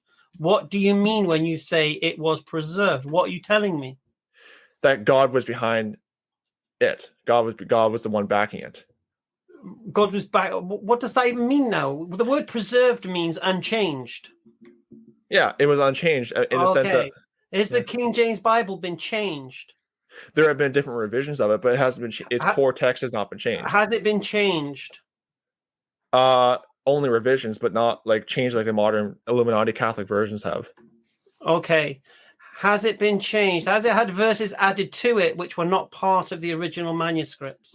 Well, can you define what the original manuscripts are? Because those don't exist anymore. Okay. Well, what is the King James Bible translated from? Which manuscripts? Primarily the Greek Textus Receptus and the Masoretic Hebrew text. Textus Receptus. And what year is Textus Receptus from manuscripts? I believe it's the somewhere in the 1500s. Right. And what is the Textus Receptus translated from? I think it's the. I'm trying to remember. It's the. I can't remember. Oh, I think it's. I can't remember. You can't remember? Yeah, I had it written down somewhere. I just can't remember where it is. Can you just quickly Google it? I think it was written. I think it was actually by someone. I think it was by Erasmus. That's who it was. It was Erasmus. Erasmus. So that's who I was thinking of. Yeah. No. Erasmus was the Textus Receptus. I get that. What was the manuscript it was copied from? Yeah, I don't know. Actually, I don't know. All I know is that Erasmus was the one who wrote it. Okay, and is the King James Bible today different to the manuscripts that the Textus Receptus is translated from? Well, the thing about King James is that yes and no, because it's not entirely Textus Receptus. Okay, it uses older manuscripts too. It's primarily Textus Receptus, but not 100%. The King James Bible is Textus Receptus, I believe. Nazam? It's primarily, but there are older manuscripts used. It's just primarily Textus Receptus. Oh, okay. Is like the verse that my brother Abbas spoke about, 1 John 5:7, is that in the original manuscripts of the Epistle of John? I believe it is. I can send you a link to an article on 8 verse 37. Acts 8:37. No. We'll come to Acts 8:37. Let's go with the blatant one. Okay, so 1 John 5:7. I can send you a link to an article by Czech Publications showing ancient manuscript evidence for 1 John 5:7. Which ancient manuscript is 1 John 5:7? You want me to send you the article? No, just tell me which verse. Which manuscript? Yeah, let me pull up the article. Check. Oh, I think they might have deleted the article. No, hang on a second, they didn't. I think the first time they ever discovered that verse was in the 15th century. It might have been, but I just remember it might have been. I think 16th century. Basically, 15th century or 1600s. Okay, so John, look, we really, I personally think, John, this discussion now is going into territories where there's a vast consensus of biblical scholars, many of whom are church going, they're evangelical, they widely accept that the Bible you have today are not the words of Jesus. They accept it. A lot of them are Illuminati, Jesuit, ties. So that's why I'm saying to you that we're sort of spiraling into conspiracy theories and. Abbas, can I just stop you 1 second? Yeah, Sorry. Go ahead. Yeah. Sorry to interrupt you. No, I just want to correct John. Okay, so there's two manuscripts that contain it. There's one manuscript in the 13th century, and one manuscript in the 10th century, and other than that, it's all 16th century. So nothing prior to the 10th century contains it. So all you're telling me is that your King James Bible, as it is, has been preserved at best from the 10th century. At best. Okay, well, if that's the case, then I guess God used 10th century manuscripts. So the problem you've got is prior to that, it's been changed, so it hasn't been preserved. Well, I believe it has been preserved by God. Well, you can believe as you like. The evidence is against you. When you believe something to be true, despite overwhelming evidence to the contrary, your belief is nothing more than delusion. So you can look, facts trump feelings. So I agree with that. Hey, as Ben Shapiro would say, facts don't care about your feelings. As Ben Shapiro would say. Facts don't care about your feelings. And if you believe something to be true, ignoring all the evidence against that belief, you're delusional. Well, I guess I'll have to just study it further then. I'll just have to look into it further. Good. John, I'd like, if Imran wants to add anything before we get the next guest on. Imran, do you want to just add something quickly before we get the next guest on? To be honest with you, I stopped listening after you said that the disciples were doing the devil's work, and I've disengaged with any discussion from that point. Really, I'm just surprised by that statement. Did you say that? Well, I said that if the disciples were asking, as Acts says, asking the Jews and the Gentiles the Gentiles to follow some of the food laws, and they're asking the Jews to continue the circumcision, then they were doing the devil's work. And I think at that point, if you're going to throw the disciples under the bus who were walking with Jesus, peace be upon him, upon the earth, and he was teaching them for his ministry, whether it's 1 year or 3 years, depending on this, and you're going to throw them under the bus, then just to save Paul, I don't know what. I need to clarify something. I didn't say that they were doing this. I said that if they were preaching that for the dispensation of grace, then they're doing a devil's work. But not. Okay. Yeah, I just want to clarify that. But, yeah. I just have to be inspired by the Mandalorian. Yeah. John, what's delusion in one? This is John. What's astonishing is that good impression. What's astonishing is that God did not preserve, apparently according to you, the message of Christ with the very people that were with him, the disciples, yes? Yet you're claiming that he preserved the Bible when we can demonstrate, as Hamza just has, that clearly additions and subtractions and changes have happened. This is not a Muslim argument. This is an argument that biblical scholars widely make. Even theologians, they make this. They say, look, our logical and our rational hat says, yes, the Bible is not the word of God, but our theological, our spiritual hat says we still believe it. It's about feelings. Dr. Imran, did you want to add anything else before we... Okay. John, it was nice to have you on. Nice to have you on. Yeah. I just want to say one last thing. Don't be deceived by the Jesuit-led Illuminati. They are covering stuff up. But anyway, thanks for having me on. That's fine, John, and it's nice to have you on. But John, please do try to watch back at these streams, view the streams afterwards. Yeah, because I think, John, that for your salvation, you need to ensure what you're following actually comes from God. And when it's demonstrated to you that it hasn't come from God, that it has come from man, and even those men disagreed with what should be said and should not be said, what was quoted and what hasn't been quoted, then clearly you need to ask yourself a question: is this the right path to salvation? And this is what we urge all our Christian friends to do, is to just look at the facts. Forget the feelings, forget the emotions, because there were people throughout history who had feelings about worshipping stones and logs and trees. Okay. Well, although the pre-Islamic Arabians worshipped the moon and all that stuff, so they have feelings too. And there were loads of people even within that vicinity, the Persians and the Greeks and what have you. They all had multiple deities and multiple gods, right? And they worshipped stones that they created and fashioned with their own hands. But what we're saying to you, John, is look at things objectively, forget about feelings, and look at the evidence. That's what matters, because really God would not expect you to disengage your logic and your reason in order just to believe things blindly, even if they didn't make sense, because then you could go and worship a donkey and said that made rational sense to me, so I did it. But God would say, where's your rationale that I gave you, your logic and your reason? Why did you reason this? Similarly, think about these things, John, because really, I mean, it's quite...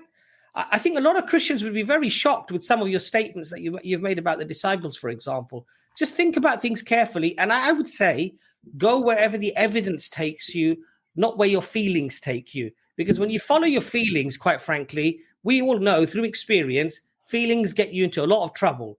Ijaz, do you want to make any points before John goes? John, it was a pleasure to have you on.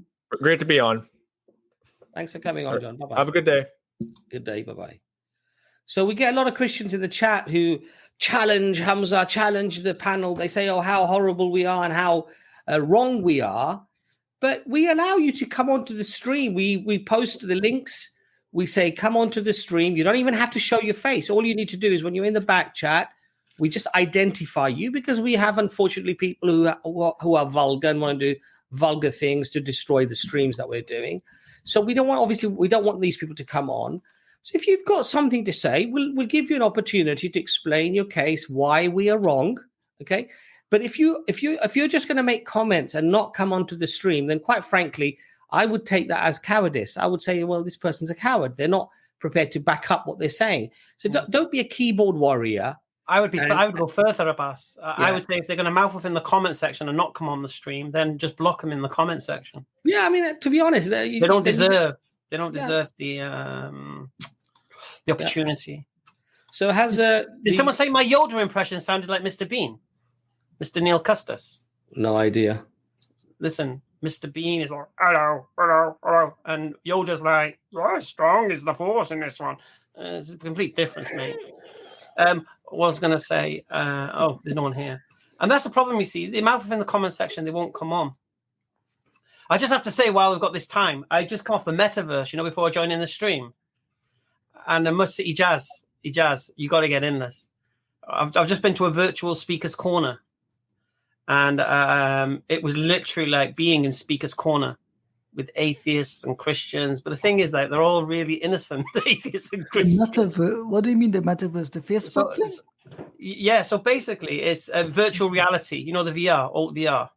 Yeah. So you put the head thing on and these brothers have built a mosque in the metaverse, and they've got an exhibition about Islam there. Alhamdulillah. And they've created a speaker's corner, and they do an event every weekend Really? where other people can come to that event.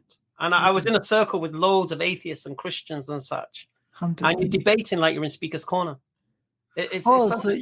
Well, you know what? This sounds like an improvement, genuinely, because there's no Banshee, there's no Bob. I mean, there you can go. Relax. And the thing is, you see, if you have your thing on, you could be stood next to me, and Jake and Imran and Sheikh Uthman, and all five of us could be in an arena like Speaker's Corner, and they can bring their bobs and their whatever to there as well. And the best thing is, you can live stream what's going on in the VR world. We should do that sometime, inshallah. Oh, definitely. I just tried it today. I was just in it. That's why I was a little bit late, because poor atheists and Christians there. They're just like, they're worse than TikTok atheists and Christians, to be honest with you. They're so naive. You know, this poor woman's going, God is love, God is love. And I'm like, who told you that? You couldn't even answer a simple question about why they say God is love. You know what I mean? So you got to check it out, bro. I'm telling you. Well, I've got to tell you, yesterday, I wasn't feeling so well. I'm not surprised, mate. And I went on TikTok just to do a quick stream.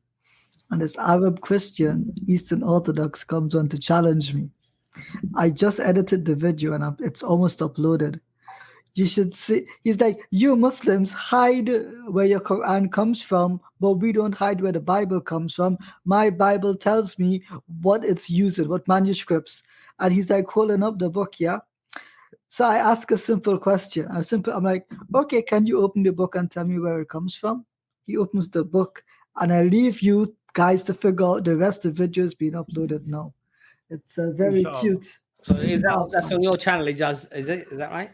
Yeah, inshallah. So just remind the people where they can watch that. We've got a couple of. It's called Hamza's Den. It's called Foundational Thoughts. It's called Abbas in Conversation. It's called Nazam. It's called Nazam. I keep dropping my phone. It's called Nazam 44. Okay, I can keep going. Why are you muted, Hamza? Hamza, you muted. My stupid camera. Oh, subhanallah. I thought he was speaking the entire time. All I saw was. That's what I just said about 5 minutes ago. Okay. I was saying, anyone know how West Ham got on yesterday? That was all. I don't know. I don't watch football, brother. I wouldn't know. Brother, you know, I just want to say, it's interesting that you went into a depression when Ollie was not at the wheel. Like, you didn't do streams. You weren't doing the dead. Some say it was COVID. Some say it was depression. That Ollie got sacked. I don't know. I don't know. You just disappeared for a week, and I tried calling you, didn't answer. I texted you, you responded, but you seemed despondent, right? And then coincidentally, when Liverpool was not doing well, Dr. Imran gets COVID randomly as well. Like it just seems too coincidental, I think. You know what I mean? Yeah. Oh, just another thing about the metaverse. I was doing a live today, you know, my Sunday live, and Sabor was in the comment section, the Dajjal verse and all that, right? I invited him onto my stream. 15 minutes later, oh, that sounds brilliant. Honestly, it's something to be witnessed. And like I say, it's just literally putting yourself in a kind of speaker's corner without the cold. And and people around the world can experience a speaker's corner vibe. It's just something else. Well, bro, a couple of years ago on PlayStation, there was something called PlayStation Home. And you can walk around and speak with people. And there were virtual missionaries on PlayStation Home. Yeah. So I was like 16, 17 on PlayStation Home debating with missionaries. And this one guy, his PlayStation ID was Ask Me About Him. I debated him once. He never logged back in again. SubhanAllah. And the amazing thing is, you don't even need a computer for this thing. You put it on, and the computer's in the headset. It's proper Ready Player One. Hamza, for God's sake, what is wrong with your camera? I don't know. We've changed camera, we've changed links. I think it's the internet. I don't know. It can't be the internet. This is getting... okay, I don't get irritated very often, but this has been a problem for 2 months. So if anyone is out there, I don't know how many thousands of you are watching. Just one second. Anas, how hard have we tried to fix this problem? What, your lagging problem? Yeah. 2 months? I've lost count how many times I've been around. Tried everything. Yeah. Okay, so I'm making a public request, right? I'm letting you go now, bro. Assalamu alaikum, Anis, right? I'm making a public request. If you can fix Hamza, well, in many ways, but in particular, this particular way with his camera, I would greatly appreciate it. I would even be willing to pay. Whatever you do, I just want an unfrozen, undelayed Hamza, okay? Is that too hard to ask for? Some people like your eggs sunny side up. Some people like your bacon fried extra crispy. I like my Hamza unfrozen. That's all I want, okay? So can we please unfreeze Hamza? Thank you. A little bit irritable. Don't ask me why. I don't know why. Right, so we've basically we've got one. We've had a few guests that are in the back chat, but they're not showing their faces, and we've got one person Is waiting. Nazam frozen? Is that a picture? Is that a picture of Nazam? No, I think that Nazam's. Oh, his internet crashed there. No. This entire time he changed his background to be a picture of him, and we didn't even know he was not there until we asked him. Well, he has been talking, so I think that wasn't probably. So, guys, we've had people in the back chat, but you have to put your camera on at least for a few seconds so we can actually identify you. And this stream is really for non-Muslims, so that's another important thing to remember. Brother Ijaz, we were just discussing with was his name John? Is that right? The guy that we were just talking to. Yeah, John. Yeah. I mean, Ijaz, when we talk about the Bible and the Bible's preservation, and in particular, he was talking about the KJV. Oh God! That he believes that this is the word of God, basically. And then when Hamza pointed out that the earliest we find 1 John 5:7 is around the 10th century. And then he said, well, God, then God chose to preserve it from the 10th century. So before that, basically, God chose not to. I mean, what that's an ad hoc argument. Like you insert something just for the convenience of proving a point. Listen, yeah. I'll just say this, right? I just finished a course with the I3 Institute on the Injil and the New Testament, right? Brilliant course, very well done. I'm speaking from the comments that I got. Yeah, there is no Christian. I sincerely believe this. There's no Christian on the face of the planet who actually believes that the Bible is preserved. There is no Christian who believes that and is honest with themselves. You guys ever listen to the Who? You know who the Who is? It's a 1970s, 1980s band, right? They've got a song, Eminence Front, right? That people put on this pretension. And I'll be honest with you, these people that believe in the KJV or they believe in the Bible as a direct word of God, it is honestly, I swear by God, a delusion. And they can't accept a reality other than the deluded world that they live in. And anything contrary to it is insanity. So they just go deeper into the delusion. And that's unfortunate. The Quran says whether you want them or do not want them, they will not believe. I'm not trying to be facetious or put people down, but the reality behind it is we've done enough streams. There are enough books. It's as if these people pretend books aren't written and the internet does not exist. And I can't live in such a world. Every day I sit down and I look at arguments against the Quran, the most up-to-date arguments, every single day. I don't close my eyes and pretend that the arguments don't exist. I read, I get PDFs, I get books, I study, I try to reconcile, I come up with answers, I do comparisons. I spend my time in the literature because I actually care about my religion. But for people to close their eyes and say it's the word of God because it's the word of God, I can't reach those people and I have no sympathy for them. I'll be waving at you as you're burning. That's just the point of it. I don't want to wave at you. I want you to be saved, but that's the position that they will be in. For example, Frank. People might like Frank, people might hate Frank. But when someone says, I am like God, where do you go from there with such a person? and you ask him, show me how you can create like God creates, and he puts two books on top of each other, you've closed the door to reasonability. Right? Dr. Imran literally had a full set of hair before that, and now look at him now. Right? I'm pretty sure if Frank stops turning up on the streams, Hamza's camera would stop being frozen. Right? It's as if it has this effect of where it just like slows everything down to the point that you lose your mind. I'm sorry if I'm ranting, but the point is, as a Muslim, alhamdulillah, we believe in Islam, aql wa naql, our intellect and revelation. We don't delude ourselves. I don't believe in a world where there's some magical spirit teaching me everything about my book. I'm sorry. There you go. And it just, what would you, I mean, because I know, mashallah, you've done an extensive amount of work on this. And, you know, one of the things I think that's incredibly important is that the Quran actually gives us the test, doesn't it? The Quran actually gives us the challenge. Multiple tests. Had multiple tests, in fact, right? Had this book come from anyone other than your Lord, surely in it you would have found many contradictions, many problems with the book. Yes. So what Allah is saying is that if you were to find them, then this is not from Allah. This would not be from God, right? So this is a lesson to the Christians here, that if you do find multiple contradictions in your book, then at the very least you would have to argue that those contradictions cannot be from God, right?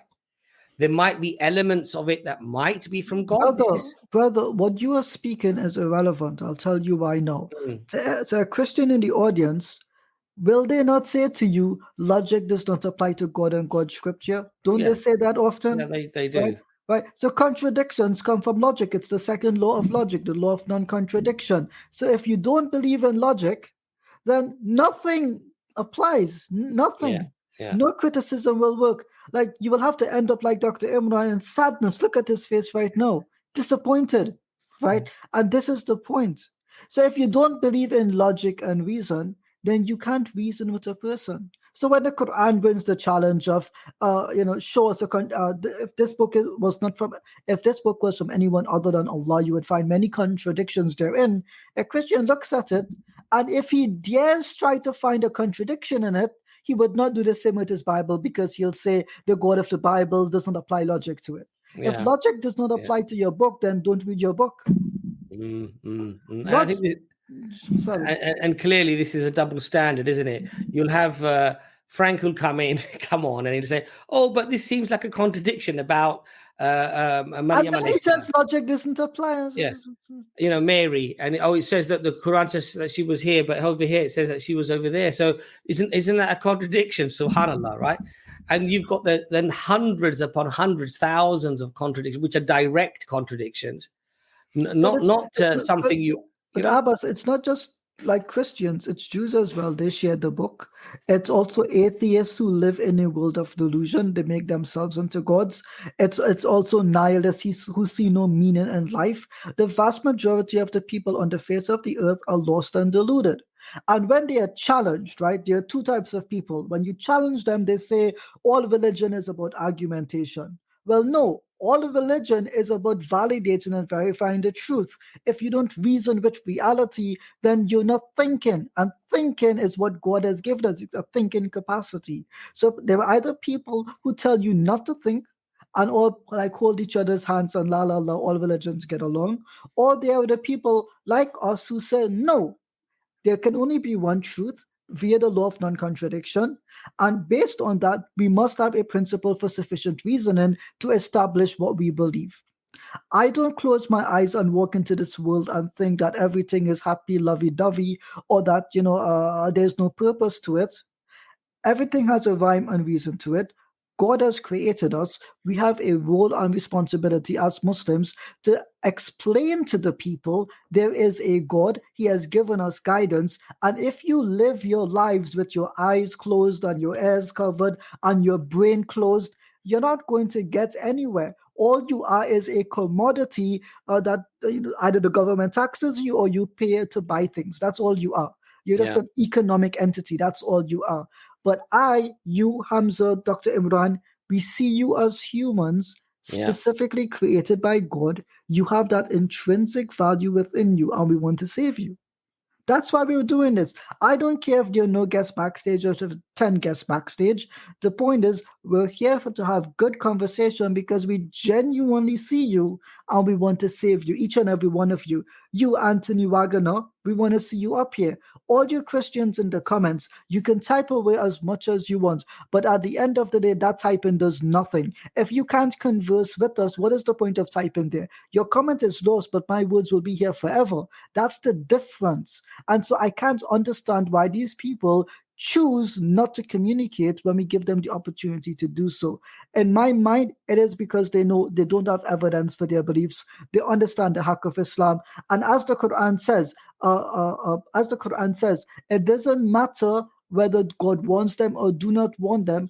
They genuinely choose not to believe, because if they believed, they know that they would be held accountable, and everyone knows how wicked and evil they truly are. I'm sorry. That's just the truth. No, that's fine. And Ijaz, mashallah, you touch on a very, very important point about logic and reason. And the angels, when they're taking the people to the hellfire, they're dragging them to the hellfire. They say a very interesting statement to them. They say, did you not use your reason? What does that mean? It means that weren't you thinking about, you were following something that you knew in your heart, that you knew logically, that you knew rationally, that it could not be from God because it has contradictions, because it has errors, because it has things changed. And basically, what did you do? You either suppressed your intellect and your knowledge and your reason, okay? Or the implications of that were so difficult for you because now you have to follow this brown man from the Middle East. Oh, God forbid. I'm superior. How can I follow somebody from all over there, all the way over there? How can all these brown people be right? If that's your reasoning, if that's what stops you, or what the reaction of the people, what the people might say, then remember that Allah says on the Day of Judgment, when people will be asked why they stayed silent on a matter, that Allah will question them and they will say, out of the fear of the reaction of the people, Allah will say to them, it was better that you feared me. So whatever your reasons are for denying Islam, for not even looking into Islam, for just accepting Christianity despite the evidences that are literally piling high against it, then on the Day of Judgment you will be questioned. Did you not use your reason? Because Allah has given you. Could I just suggest a comment, right? Ijaz, 4 against 1 is not an opportunity to communicate, but you are asking people to get mobbed. We have one-on-one conversations all the time. 4 of us aren't speaking at once. You can come on and ask to speak to a specific person if you want to. So this excuse, let me just be honest, pathetic. Go somewhere else. Just on that particular point, on the arena, we brought like 3-4 Christians on and they were arguing amongst themselves. So I've had like 4 Christians against me on my own. I could deal with 10 of you Christians on my own. So could Ijaz, so could Abbas, so could Dr. Imran. Because our arguments are so strong. Hamza, guess what? To the person that made that comment, when 4 of your friends come live now, we'll do it. Brothers, we don't need no preparation. No, but you've already said it, Ijaz, that if they want to specifically speak to, in fact, what we'll say, okay, you can come on and present your case. And only Ijaz or only Hamza or only Imran will talk to you, because I believe that they have far more knowledge about Christianity certainly than I have. But they will talk to you. They will address your concerns. So this is not, we don't mob people here. We allow people to speak. We allow people to make their case. But ultimately, they always seem to fall short. And not only that, but even your so-called experts, like the Jonathan McClatcheys and the Samuel Greens, who come on, and we allow them to see. We have very cordial discussions with them, and they just scratch their heads often, and they say, I'll have to think about that. I'll have to investigate that, and I'll come back to you. And they never come back. Look, and that's the point. Obscure comment. Hamza's arguments are so strong. Laughing, ha ha ha ha ha ha ha. What a joke! Come on then. Yeah, well, come on and bring it on. Just talk to Hamza then. We won't interrupt you. We won't speak to you. You can just come and speak to Hamza. Look, so I think these arguments are really silly. I think at the end of the day, all we're here to do is we're basically here to present our case and present our evidence, and you can present your evidence. You can present your case. I'm going to start timing out comments like that now. No. But Hamza, that comment is funny. Okay, just to be clear, someone made a comment. Why is Ijaz always sick? I want you to open up a dictionary. Okay, a dictionary, right? Look up the word chronic illness, then come back to me. Right? You people live in a normal world where you get sick and then you recover. I live in a world where I'm permanently sick. Dr. Imran, is that correct? Right. And I don't know if Dr. Imran may become chronically ill. May Allah forbid this. I mean, he can get long COVID, and I don't want that. So if people have a problem with me always being sick, let me deal with that. You don't have to deal with that. It's just that. And maybe the best thing that you could do, if you have a heart and you have some empathy, is pray to the Creator to make things easy for Ijaz, and be understanding. And be grateful the fact that you don't have a chronic illness. I think that would be perhaps a very important thing to do as well. Actually have some gratitude that you don't have a chronic illness. But I think, Imran, it's very, very difficult, really. And I think what I've realized is, and I think I remember Hamza also saying this as well, which is that it's not about often logic and reason that wins the argument, especially when it comes to when you debate and discuss with Christians. It really is about other things. It's other psychological things. It's other things that are not related necessarily to facts and reasoning. There are all these feelings that you have to basically dismantle and discuss. I think we encounter that pretty much all the time. Okay, Dr. Imran, shall we get another guest on, or do you think we can end the stream now? I think it's up to you entirely. I'm not sure if there's anyone who's verified themselves in the back. Well, should we get AJK on, because he seems to have some sort of interesting points that he wants to make. Apparently, he's somebody who's sitting on the fence. Is that right? Okay. All right, AJK, you're welcome on the stream. Yes. Hi. Thanks for having me. I've went on Christian. So before we start, AJK, can I just ask, are you a Muslim? I am a Muslim, yes. Right. So, and you believe in the Creator, and you believe in the Quran as the divine revelation of God. Is that right? I do. But there's just a lot of talk about, hadiths, Quran, and there's this Christian prince who has many followers, and I'm not following him, but I wanted to hear their side. I think it's only fair to hear them. A lot of sort of Christians come on and they defend themselves. But I think Muslims need an avenue to defend what Christians are saying. So anyway, to the point was, whether God created heaven or earth first was what he pointed out. And he showed me a contradiction in the clear Quran. I just wanted to get your take on, that particular surah. Let's see, I think it's surah 49.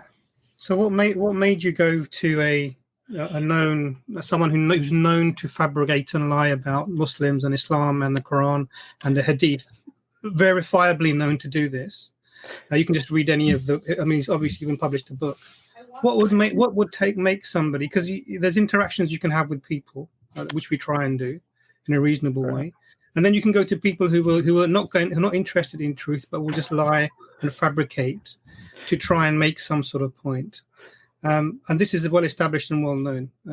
In fact, that person has been invited many times to come in an open public forum and have a discussion, and has failed to do so.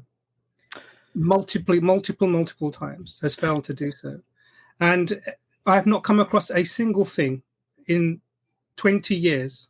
I've not come across a single thing that he said that has been accurate. It's either misrepresentation or a direct lie. And I spent 2 years going with a brother who went through his book. We went through every single claim within the book, and everything was false, either because it was a direct lie or it was a misrepresentation. Even some things didn't even exist; they were just made up. So the question I have is, if you are someone who's not certain anyway, you need to establish your base before you go in, and because you're going to go somewhere where someone's going to tell you something, like now you think because you've presented it, because what you're doing now is you're presenting his argument.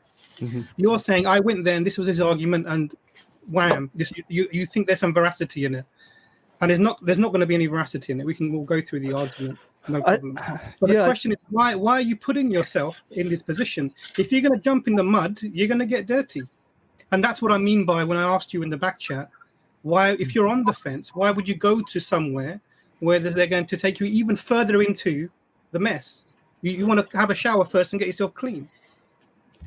Yeah, you know, the reason I did is the curiosity of like why these people have followers. And, you know, I care about like sort of all people. And I think maybe you hit the nail on the head. It's my problem is why even listen to that? I truly thought that he just mocks people, puts people down. And I go in there genuinely trying to get some information from him. And he found a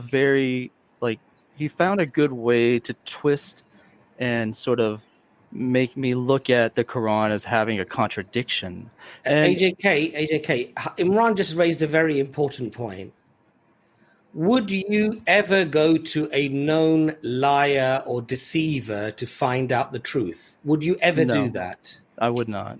Okay, so when it's manifestly proven over and over again that he deliberately mistranslates or adds words or changes things to try to deceive people, is it reasonable then for you, somebody who already has some doubt, to go to that person to try to learn about your religion? Does that make sense to you? Why are you going to a Christian to learn about your religion? Yeah, that does sound really dumb. Why are you? It's a question. I want to understand your state of mind. I want to know about Islam. Let me go ask this known guy who hates Islam to teach me about Islam. I'm sure he'll tell me the truth. Because maybe there's sort of maybe he has some information that like I overlooked, or that's, you know, being overlooked. And the Muslims are hiding. Yeah, I think I'm just so like I'm in love with Islam and the logic of it. Yes, I am. So I'm in love. Why are you a Muslim? Why are you a Muslim? Because it's logical, and the feeling that I have. What's logical for you? What's logical for you? What is it about Islam that you believe is true? It's the number one reason is that the Ramadan, the month of Ramadan, is the best feeling, and the feeling of the devil being chained at that time is the hardest thing to explain to Christians and to others in the world. And so the other reasons is that there's a creator. That's your number one reason. I mean, you know, there are many reasons, but if someone said that to me, I would just say, yeah, mate, it's just the placebo effect. You're told that everything's going to be easier for you, so you believe it. I mean, how is that a reason to believe Islam is true? I don't get it. So Islam is a way of life, right? The religion and the disciplinary facts of Islam are there, but the most difficult part about Islam is actually putting it into practice and following it. And that's where, you know, I come, like, not just me, but a lot of like born Muslims are just having that issue of just, you know, starting their salat. But AJK, we're moving away from the fundamental core issue that Imran raised with you. Imran asked you basically that a known liar, a known deceiver, somebody who has been, as I said to you, manifestly proven over and over again to be a liar and a deceiver, why would you go to that person to learn about your religion? That's the question. Okay, so I'll answer that question. That, you know, to me, I'm very curious and interested is why would this liar continue to lie and to deceive people and have followers, and to do that continuously on a daily basis, and watching him continue to sleep at night and to do these things. In my mind, either he's totally crazy and lying, or there's something there that could be true. Okay. And so, or he makes a lot of money from it. Or what? Sorry? He makes a lot of money from it. Exactly. I agree with that. And, you know, it was one of the first times that I've ever been live ever. And I had to speak to a Christian to understand. But, you know, I'm just like, what did you ask him? So I basically got on and he started talking. It's actually, you can see it on his life, but I got on and he started telling me about how Muhammad Sallallahu Alaihi Wasallam was, you know. No, but what did you ask him? You said you wanted to ask him about your religion. What did you ask Whatever him? I wanted to ask him, he just kept changing the subject. So what did you ask? He's a master. I don't even remember because this guy kept changing the subject, changing the story, and I didn't even get my point across. So I what was your tried to point? ask I got on there to specifically ask him about what a contradiction in the Quran is, and he brought up his translation of Arabic. Everyone seems to follow his translation of Arabic, but when I brought up the clear Quran, he didn't even know that the clear Quran existed. And so when he brought up he told me, I'll show you a contradiction, and he pulled up a surah where it talks about the heaven and an earth created, and then he shows me another surah where it could sound contradicting. And so that little piece made me want to come on here and ask about that, but there is no forum really where I could go ask about things. And so you went onto his show to ask him where are the contradictions in the Quran? I went on his show out of curiosity and to ask him and to feel if there were any genuineness and any sort of kindness or any respectfulness on his part. But all he does is call names. Forget him. Just look at the comment section. Look at our comment section, right? Look at his comment. You Abduls, you this, you that. Yes, exactly. It's complete and utter disrespect of the Prophet ﷺ, of Islam. The racist, often many times the racial slurs. It's just like, AJK, look, brother, one thing I'm going to just quickly reinforce for you is, I would not go to a plumber to find out about neurosurgery. Now, why would I not do that? The person's not qualified to teach me on that, right? Now, if I find out that the plumber is not only a plumber fixing drains and sewage, but actually is known to be a liar and a deceiver, and now I'm going to go to him and learn about neurosurgery. Does that even make sense? It doesn't make sense, brother.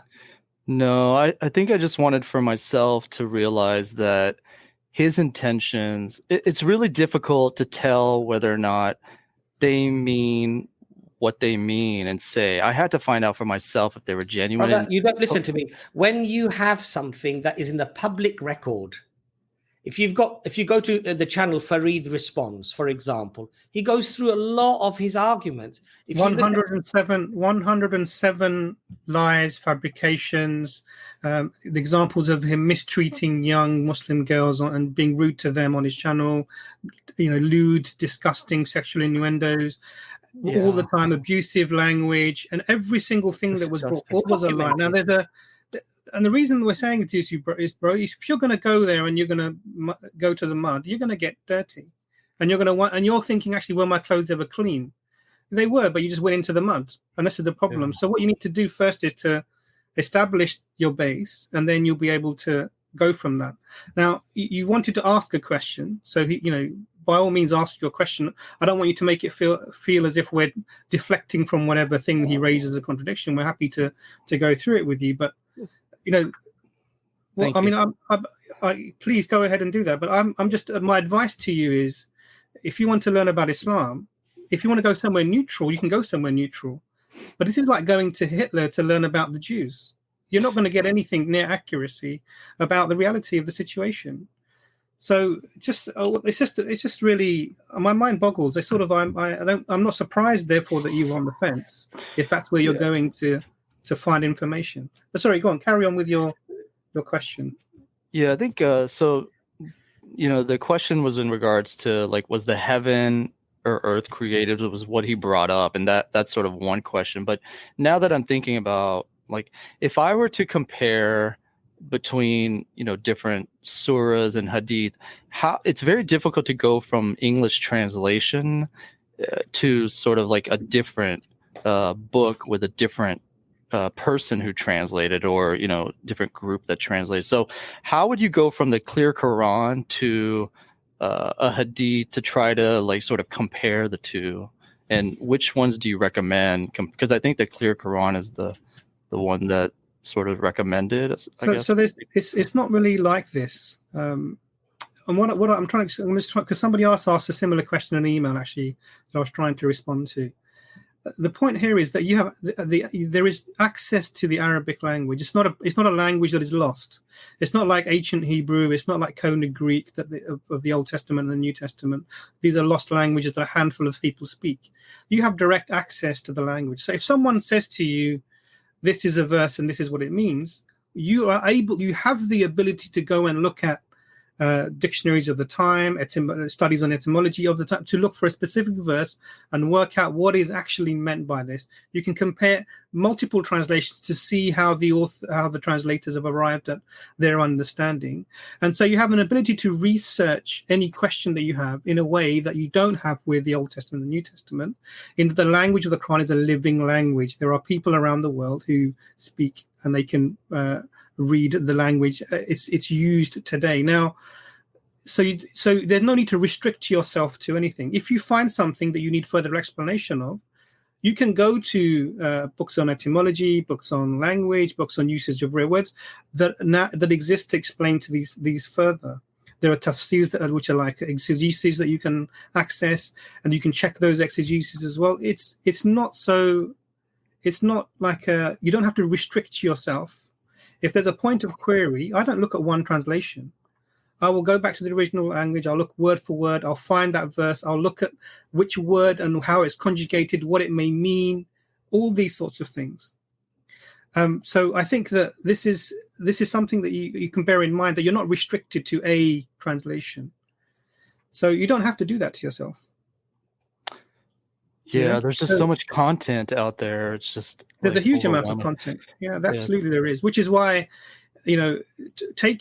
trying to make your life easy is I'll have a translation that I refer to a lot and I read because it's straightforwardly written. The Quran is a good one. If there's something within that I don't understand, I'm not going to say, "Oh, I'm not going to go anywhere else." I'll say, "Okay, let me look at other translations. Let me get my Lane's lexicon out. Let me refer to this tafsir. Let me understand this." Now that's going to take effort and time. And I think that this is the thing. You have to, if you want to know, you have to put in the effort and the time. Yeah, I need to devote, yes. Brother AJK, can I just ask you a quick question? Sure. Are you able to meet your obligation of praying 5 times a day? I do at certain days, and then I work, and then I forget one, and then I just stop. My brother, one thing I would recommend to you, as a humble advice, may Allah, inshallah, inspire me to do my prayers properly as well and keep them steadfast, is that is the first question that you will be asked about in the grave after your iman and the Prophet sallallahu alaihi wasallam is shown to you. The very first question, your obligation that will be asked to you in the grave is your salah, your accounts for your prayer. Okay. And so let us not, and I had a sister today at the park from Malaysia saying exactly the same thing to me. She was saying to me, "How do we change the governments here? How do we change the governments there?" I said, "Sister, start from a capacity and a capability that you have in your control first before you start talking about the bigger picture." Okay. So what you need to do, brother, is, and Hamza had a very poignant question. Why are you a Muslim? That fundamentally is something that you need to be confident about and sure about. I'm Muslim because I believe that Allah is one. Why do I believe Allah is one? It's intuitively known to me, but I believe that the Quran is from Allah. And these are the reasons why I believe the Quran is from Allah, that it could not be any other way. And it says that we are to worship Allah alone. And that's why I'm a Muslim. And that's why I believe, because I have, alhamdulillah, firm iman in all of these things. Okay. But pray your salah, read your 5 times prayer, be steadfast, because this is your initial defense. And when you want to learn about Islam, when you want to find out about Islam and about questions on Islam, look, we have a dawah clinic here. Come onto the dawah clinic and ask us and say, brothers, I just wanted to ask you about this question about dawah or whatever. But to go to somebody who is known to be a fabricator, a liar, somebody who is not trustworthy, somebody who has clearly shown animosity towards Islam, disrespect towards Islam. He's disrespected himself by acting in a vulgar way. I would not entertain such an individual. And the question... Ask your question, bro. Ask your question. Yeah. Jazakallah khair, Abbas. You're absolutely right. I just want cognizant of the time. So if you can just ask your question or the contradiction that you believe that he put up for you that worried you, then we can try and go through it. Yeah, well, I mean, you actually helped me realize that I'm so open-minded. I wanted to give them a chance, and this, I think that Allah has showed me, that God has showed me that this is like, don't waste my time on people who are haters. All he did was curse, call names, just put down everything, and that's just what they do, and that's their MO. And I was just giving them a chance to, sort of like shed some light into Christianity or any religion to help me understand whether or not the religion I believe in, Islam, is true. And now I'm affirmed based on how respectful you are on the stream. It's such night and day comparison to how those Christian or CP followers are just like haters. They just love to put people down.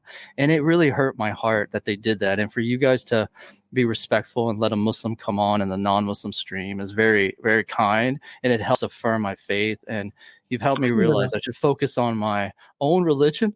And I'm really sad about myself to how I, am not following this. I've been a person who prayed and I stop and I just forget, and I need to do better. And I'm so sad about that. And I think something just got in me to say, just go on and see if, any followers of Christianity make any sense. And they have never, ever made any sense of light to anything. They just preach. And I'm getting tired of it. And I probably just need to stop listening to them and just focus on the time that I spend in my life on my own self and what I do. So thank you so much for that. Yeah. I apologize. Thank you very much for coming on, man. So just as a last parting thing, just what would you tell the people about Christian Prince after your experience? Yeah, let me tell you, you can go on, the stream just happened today, so you can hear it for yourself. I was very courteous. I asked genuine questions. He steered me away from my true questions, which were, what about the contradictions in the Bible? What about, the Bible has a lot of text in there that talks about sleeping with daughters, doing a lot of bad things, but the Christians never talk about it. They just hate on the hadiths and the Quran, and they try to put down the prophets. And I just want to say my experience there made me less open, and I feel like people just go there to try to just let out some hatred, and that's really wrong of them to do. They need to try to clearly establish what the Bible represents and try to do that. And now that we're in a world of cell phones and internet, we could see news right away. Even Joel Osteen hid money in his church. How did money get inside of a wall in his own church? Yeah, that's and what I would say to you, my brother, is this: I've been a Muslim, mashallah, now 20 years. I've never once had to go to a Christian to understand my religion. Yeah. You see, now, what may have happened in that time, someone might have said to me, oh, your religion says this, and your prophet did this, and the Quran says this, and I'll go, wait a minute. Brothers, these guys are saying such and such a thing. What's your response? And they're like, well, we've heard this. This is just regurgitated nonsense. Right. And here's the answer.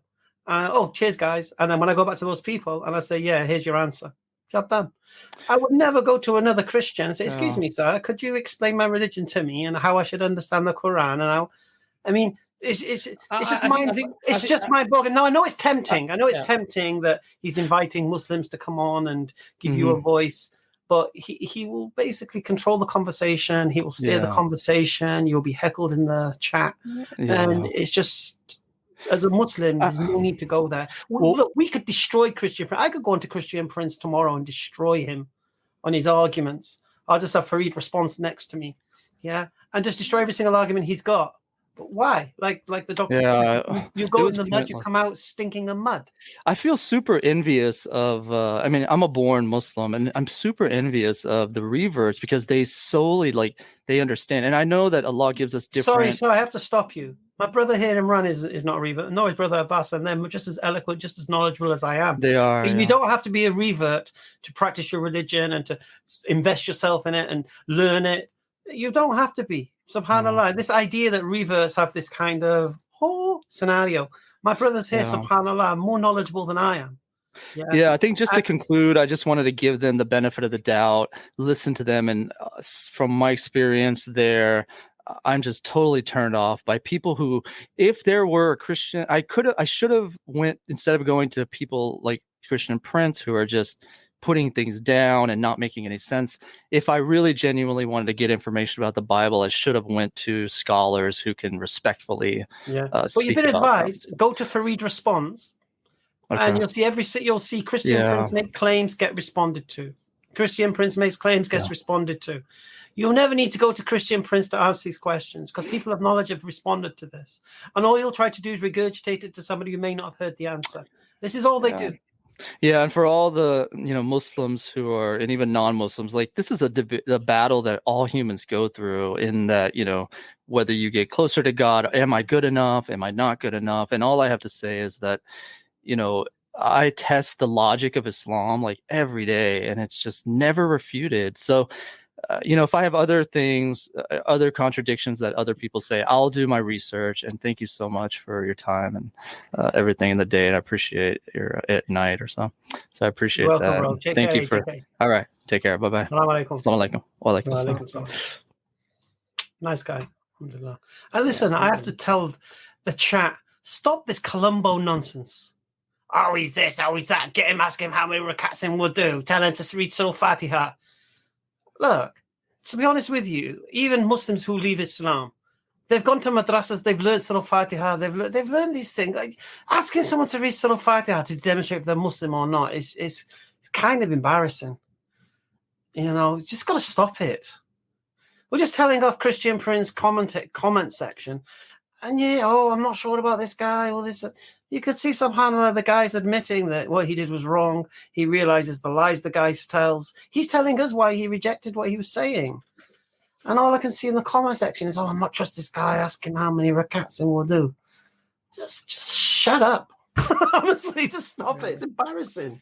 And you're representing us, EFDawah. People say, the comment section on EFDawah, they're suspicious of everybody. Everyone's a Columbo. Stop it. You don't want to alienate people who are having a difficult time with their religion. You don't want, because people can and do go through this, and people don't make wise decisions always, and they may do something like this, and really just asking them the question like, why are you doing this? Isn't it going to help you? Was sufficient to bring all of that information out. So alhamdulillah, may Allah make it easier for everyone, inshallah. Ameen, inshallah. And I think also, we have to have a bit of empathy, and we should have empathy for people. Allah subhanahu wa ta'ala may have instilled in you and nurtured in you the qualities of Iman and having a firm belief and strength, and perhaps a reason not to even approach people like that. But people make mistakes. Be relaxed with people. People make mistakes. Don't use harshness because you'll turn people away. Be soft with people. People make mistakes. We've made mistakes. May Allah forgive us. If all of our mistakes are made public, people will not even come and shake your hand. That's the reality. So please, there's no room for arrogance here. We're lucky that Allah conceals our mistakes, conceals those thoughts, that if people could see those thoughts, hear those thoughts, feel those thoughts, they wouldn't come and shake your hand. That's the reality. So it's only because of the favor of Allah subhanahu wa ta'ala that we have some respect or honor in the sight of people. Really. Otherwise, if it was made plain, made open, people would not want to know you. Subhanallah. So remember that Allah has gifted you with that, with his kindness, with his mercy. So when people come to you and they've made a mistake, be soft with them. And try to understand. The brother was emotional because he was upset. Okay. And there are a lot of people out there, and perhaps they don't have the tools and they don't have the knowledge. So it's our job, inshallah, to help our brothers and sisters. Say, look, it's okay. You've made a mistake, but we try to make them understand, and we, inshallah, try to show them the correct information that they can, inshallah, Allah will guide them through it. Okay. But let's not be judgmental. And I did say in the park today as well about comments. Okay. The Prophet ﷺ was asked a question by one of the Sahaba, who said that, will we actually be held responsible for even the things that we say?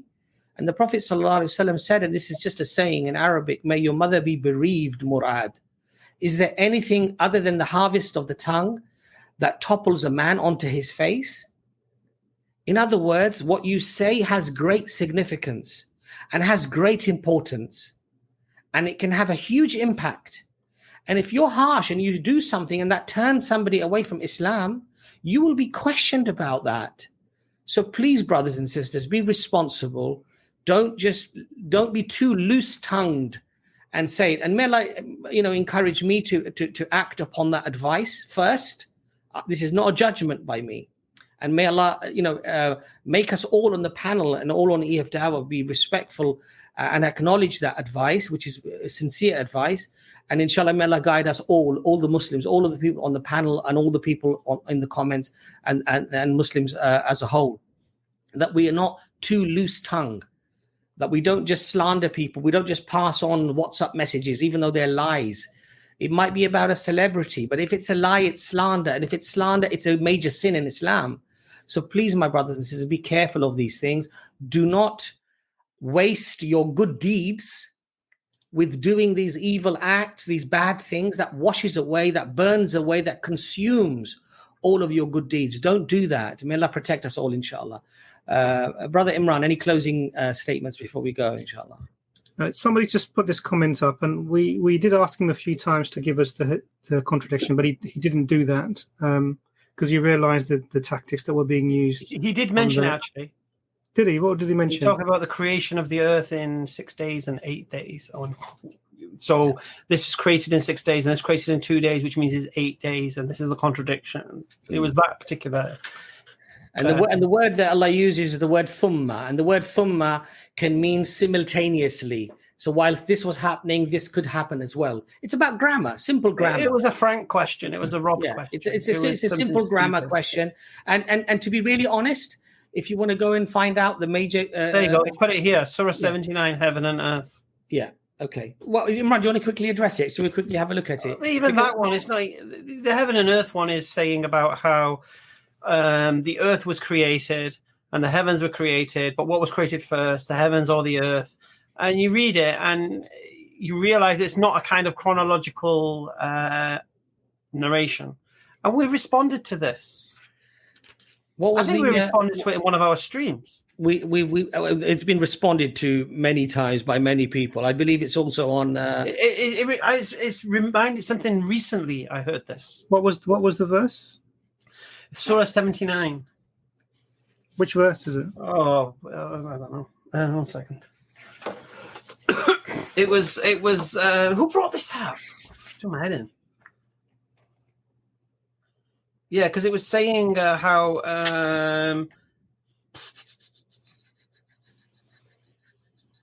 it's verse 27, 79:27, where it says, "Which is harder to create, you or the sky? He built it, raising it high and forming it flawlessly. He dimmed its night and brought forth its daylight. As for earth, he spread it out as well, bringing forth its water and pastures." Do you remember this point that was being made? That's not a contradiction. No, I know. So what's I don't get the contradiction. So some people, I don't know what the contradiction is here. So I think they caught another verse. I mean, this is the thing. If I were to say that, Isan brought it up. Isan, someone saying. Isan brought it up. Yeah, one idiot brought it up at one point. 1 second. Let me see if I can find it. I mean, I think the point here is, that these are old, hacked out arguments. People like Christian Prince is talking about contradictions in the Quran. Quran 229. So in chapter 229. Sorry to interrupt you. No, go on. It's okay. So in 229, it says. How can you? This is 28. How can you deny Allah? You are lifeless, and He gave you life. Then He caused you to die, and again bring you to life. And then to Him you will all be returned. He is the one who created everything in the earth for you. Then He turned towards the heaven, forming it into 7 heavens. So basically, in that verse, it's saying He created the earth first, then the heavens, and then in chapter 79, it's saying He created the heavens, earth first. But it's not saying He created the heavens and then the earth. No, it actually says that He turned towards the heaven. So if you turn towards the heaven obviously already has to be there. So even that's not a contradiction. No, it says, which is harder to create, you or the sky? He built it, raising it high and formed it flawlessly.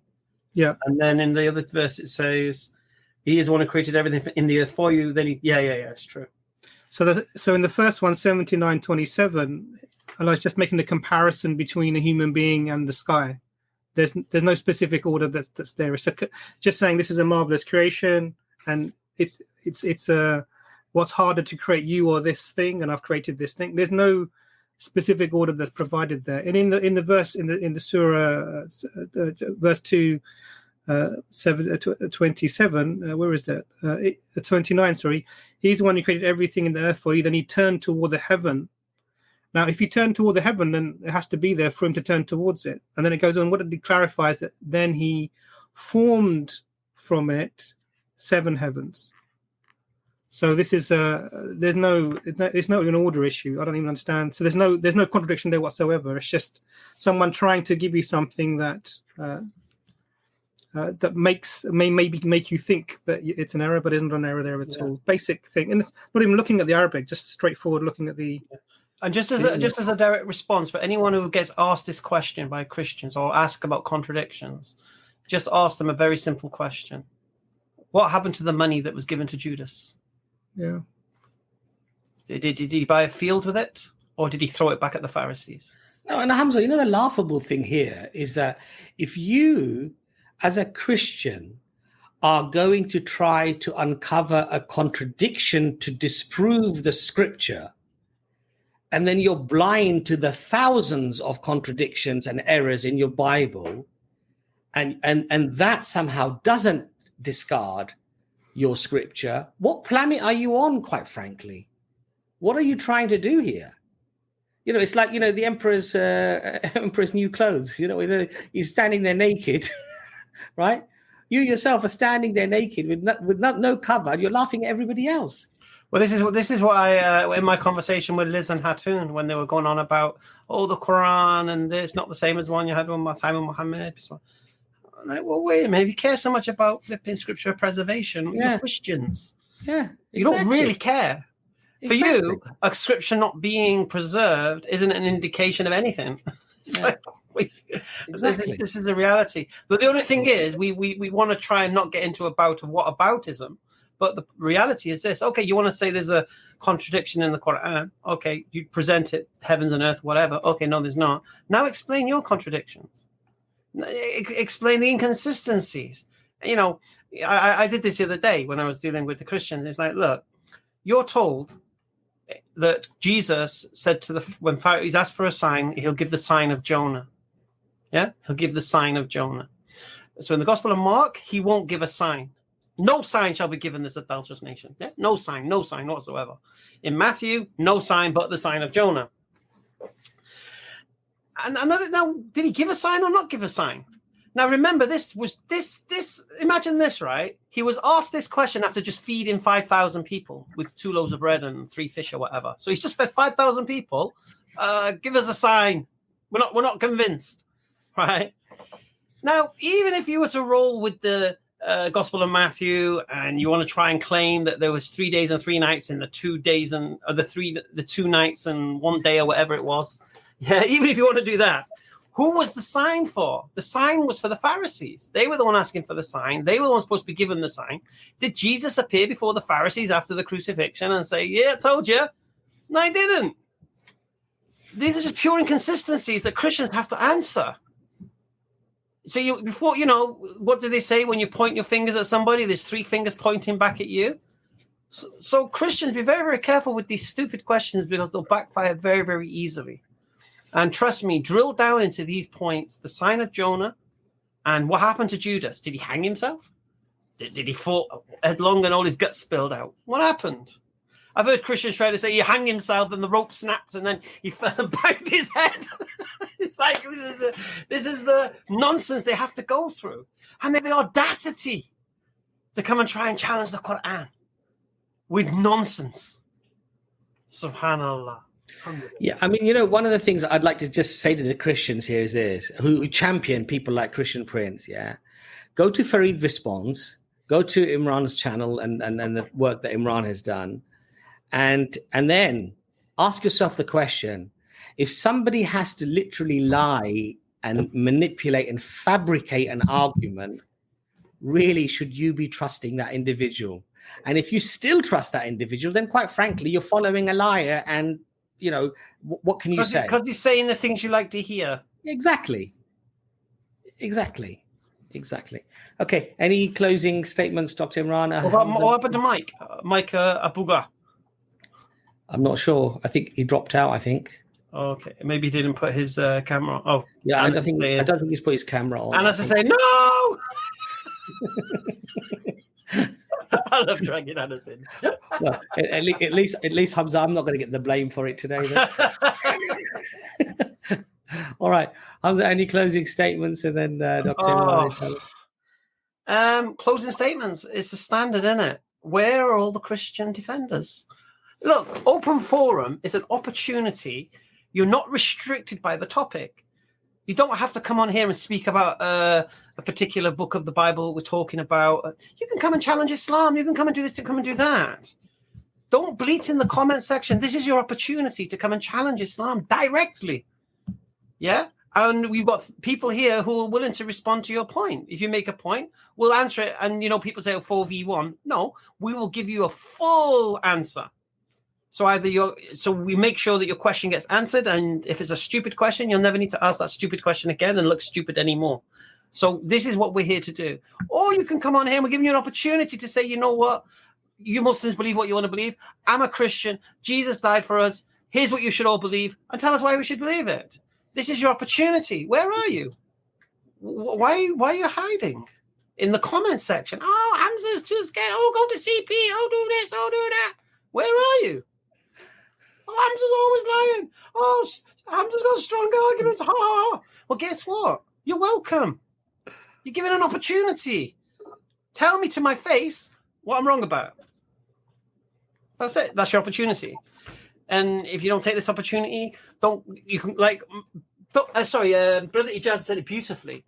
What we're saying will be preserved, will get clipped, and will get played and played and played again for years to come. Your comment will disappear into the ether. So if you truly want to represent Christianity, you need to come on, show your face, and let us know. Yeah, this is your opportunity. And if you don't, you can just keep dogs are barking and the caravan is moving on. Okay. Oh, just a quick one. The arena is back this Friday, inshallah. We've got a fresh lineup. We've got John Fontaine's coming, and there's Yemeni and Sheikh Uthman, and I believe, I haven't asked him yet, but I'm pretty sure Mansour as well join, inshallah. So we've got a nice little strong lineup for that. Nice. So that's this Friday. Apologize for the last one was cancelled. I've been sick and whatever, but alhamdulillah, I'm getting there now. How dare you fall sick, Hamza? What's that? How dare you fall sick? Honestly. And I just had a message from the brother who invited me, to that metaverse, and he says they recorded my interaction there. And so, inshallah, I'll release a video just to give you a taste of it was honestly, first thing I had to do was establish the concept of the absolute truth. Oh, Mike is back, and he's got his camera on. I think we've got a defender of Christianity here. Let's do him. Let's quickly get Mike on then. Mike, welcome. Mike looks like he's ready for business. Yeah, hello, can you hear me? Yes, we can hear you, Mike. Okay, good evening. Hello. Yes, Mike. Hello. What's your point that you'd like to make? No, I just want to contribute to the fact, just to try and explain how I became a Christian and why I believe Christianity is the way. Mm-hmm. Can I just stop you? We don't need to know how you became a Christian. We just don't know why you believe Christianity is true. Okay, but in telling you that, I have to tell you how I became a Christian, because that's how I knew Christianity was the way. Okay, let Mike explain. Go on, Mike. Explain to us quickly how. All right. So my one is not from theology or like logic. The logic came after, because I had to study some stuff after my experience. Right. So what it was, I hope you're ready for this one. Jesus appeared to me in a dream. Right, and I come from a background. My grandfather was a Freemason, and I'm from Ghana. So I saw a lot of stuff when I was growing up, you know, like what you call juju and stuff like that. But anyway, so I came to the UK. I'm in the UK now, and I had a dream, and Jesus appeared to me in the dream, but he never said he was Jesus. I just knew it was him. I can't explain how I knew. I just knew it was him. And after that experience, I got invited. Experience through that experience, and I began to read the Bible. So that's when I began to study now. So far, everything I had was just spiritual encounters that led me to become a Christian, right? So I began to study, and when I got to the book of Revelation, I'm sure you gentlemen know more. You know, I don't know much. I'm still learning. But when I got to the book of Revelation, the description of Jesus, how he looks like in the book of Revelation by the Apostle John, was the same description I saw in the dream. And I've never read the Bible before in my life, especially the book of Revelation. So that's where, like, I began to take the Bible seriously. So I know you're saying about the contradictions, which I'm sure you gentlemen know very well. Like, I've listened to your program a bit, and you have valid points, and I can't argue for those. They're clear contradictions, fair enough. But I'm just telling you how I became a Christian, right? It wasn't theology. I didn't have anyone debate with me and challenge me logically or any way for me to see, okay, Christianity is the way. It was an experience I had, or a number of experiences. But the one that really impacted my life was when I had the vision where I saw Jesus and how he looked. And it's the same description in the book of Revelation. And I've never read the book of Revelation. Mike, can I ask you, Mike, what did Jesus look like? What did he look like exactly? Okay, so he was standing in a cloud. Okay, so basically, in the dream I heard someone call my name, right? And back when I was in Ghana before I came to the UK, in my father's house, when my friends come to visit, you know, they stand downstairs and they call my name. They shout my name from outside because we had some wild dogs in my father's house. So if you just enter the compound, they're gonna jump on you. So my friends knew that. So they usually stand outside and call me.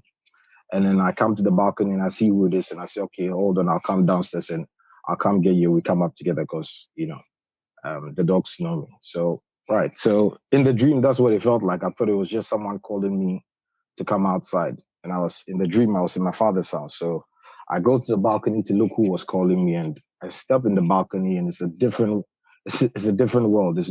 We're not even on this planet. And I just look ahead and I see this person who looks like a man, but he's standing in the cloud. I mean, I know it sounds strange. I see the looks of your faces. I thought about this before saying it, but I said I'll say it anyway because, you know, it's true. What did he was standing in the cloud. What did the man look like? His face was white as snow, pure white. You know, not like what we call a white man. Let's say like Hamza. Like, he's not like, I'm talking about pure white, like Snow White. And his hair was white, like pure white.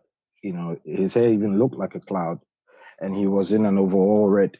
I can't exaggerate this. Like, and he had so much authority and power. And I mean, I've tried to explain this every time I tell this story. I try my best to explain it, but there are no words to describe it. I mean, he looked so powerful. This is the best way I can say it. Like, he looked like if he moved to the left or the right, suddenly he can cause the whole universe to explode. I know it sounds crazy. Mike, so you've read in the Bible, have you, that Jesus has complete white hair? Is that what you've read in the Bible? Yeah, I can read the description the same way. And he had fire in his eyes. I know it sounds crazy. I'd never, ever read that in the Bible. Please understand, I wasn't a Christian. Like I said, the background I come from, and I had this vision in here. Where did you read in the Bible? I'm just intrigued where it says Jesus. Can I? Is it okay if I read it? Hair. Can I read it? Is that all right? Well, of course. I would like you to quote where it says he has complete white hair. I'm just going to read it from the Bible, if that's okay. No, I just want the quote of his hair being all white. I don't know it off head, so I'm just going to open to that part and try and find it right now for you. If that's okay. Okay. Yeah. Okay. What clothes was he wearing, Mike? He was wearing overall red. Red. Yeah. I'll show you that part as well. I saw it in the same book of the Bible. Like Was I he said, carrying when anything? I saw, no, he wasn't holding anything. No. Okay. Yeah. Okay. What color were his feet? I didn't see his feet. It was an overall. He was standing in the cloud. I tried to look, but it was an overall. He was wearing an overall red. I didn't see his feet. I've seen the description of his feet in the Bible, but It's I'm in not going to say Revelations something I didn't see. 1:14. Yes, that's where I am now. Revelation chapter 1. Okay, is it 14? Okay, it starts from all right, from 13. All right, I'll just read it. So all right, I'll just read from verse 10. I just want you to see the full picture so you understand what I saw as well. So here was the Apostle John, and he said from verse 10, Revelation 1 from verse 10, he says, I was in the Spirit on the Lord's day, and I heard behind me a loud voice as of a trumpet, saying, I am the Alpha and Omega, the first and the last. What you see, write in the book and send it to the 7 churches which are in Asia, to Ephesus, Samaria, Pergamos, Thyatira, Sardis, Philadelphia, and Laodicea. Then I turned to see the voice which spoke with me. And having turned, I saw 7 golden lampstands. And in the midst of the 7 lampstands, one like the Son of Man, clothed with a garment down to the feet and girded with the chest with a golden band. His head and his hair were white like wool, as white as snow, and his eyes like a flame of fire. And this is exactly the person I saw, gentlemen. Like this is where I got my conviction from becoming a Christian. It wasn't because I don't know all this theological stuff, like I'm saying. That's why I watch your kind of channels, because I like to be challenged, to know that I'm on the right path. You see, that's why I come to channels like this. Even though I'm a Christian, I've been a Christian for a number of years now. Jesus? Why do I believe it's Jesus? Okay, because when I studied the Bible, when I saw him, I knew it was him. You know, I know I'm saying I knew, but it's hard to explain. I just knew. He didn't say I am Jesus, but I just knew it was Jesus in the dream, right? When he appeared to me. And when I read the description here, I realized, oh, it was actually Jesus. No, how do you know because it's it says Jesus it in the Bible. Okay, I will explain. He tells, because here he's telling John, and he says to him that I am, if you read verse 18, he says, I am he who lives and was dead, and behold, I am alive forevermore. Mike, and I have the key. Yes. I need to stop you. Yeah, sure. That's fine. I know we've done this a lot. No problem. You're reading the Bible like it's a reliable source of information. Can I respond? Yeah. Okay. The reason why I trust the Bible is not just from, like you're saying, because I see what you do on your channel, which is fine. I get it. Logic, this, that. We can do that. But I'm saying that, to me, it's one thing when you're discussing books, and it's a different thing. For example, now I'm talking to you, Hamza. I know how you look. You know, so someone can tell me, well, Hamza is a black guy with an afro with no beard. I say, no. You can bring all the books that say Hamza is a black guy without a beard. And I said, but I've met Hamza. He's not a black guy, and he's got a beard. So with me, I didn't become a Christian from a point of books and evidence from this book and that. It was experience. Then I saw in the book, and it confirmed the experience. And not only that, I've had many other experiences. You know, one time I prayed for my Muslim friend. You know, he was on crutches.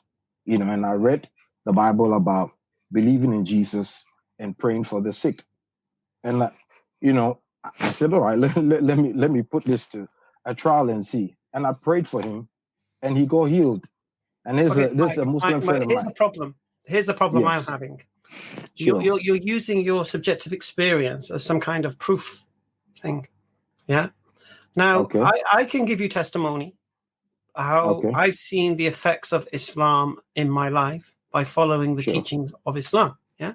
I can tell you a story of my friend's daughter who was dying in hospital of E. coli, and she was 3 years old, and the doctors were saying there's nothing we can do for her. Her organs are shutting down and such.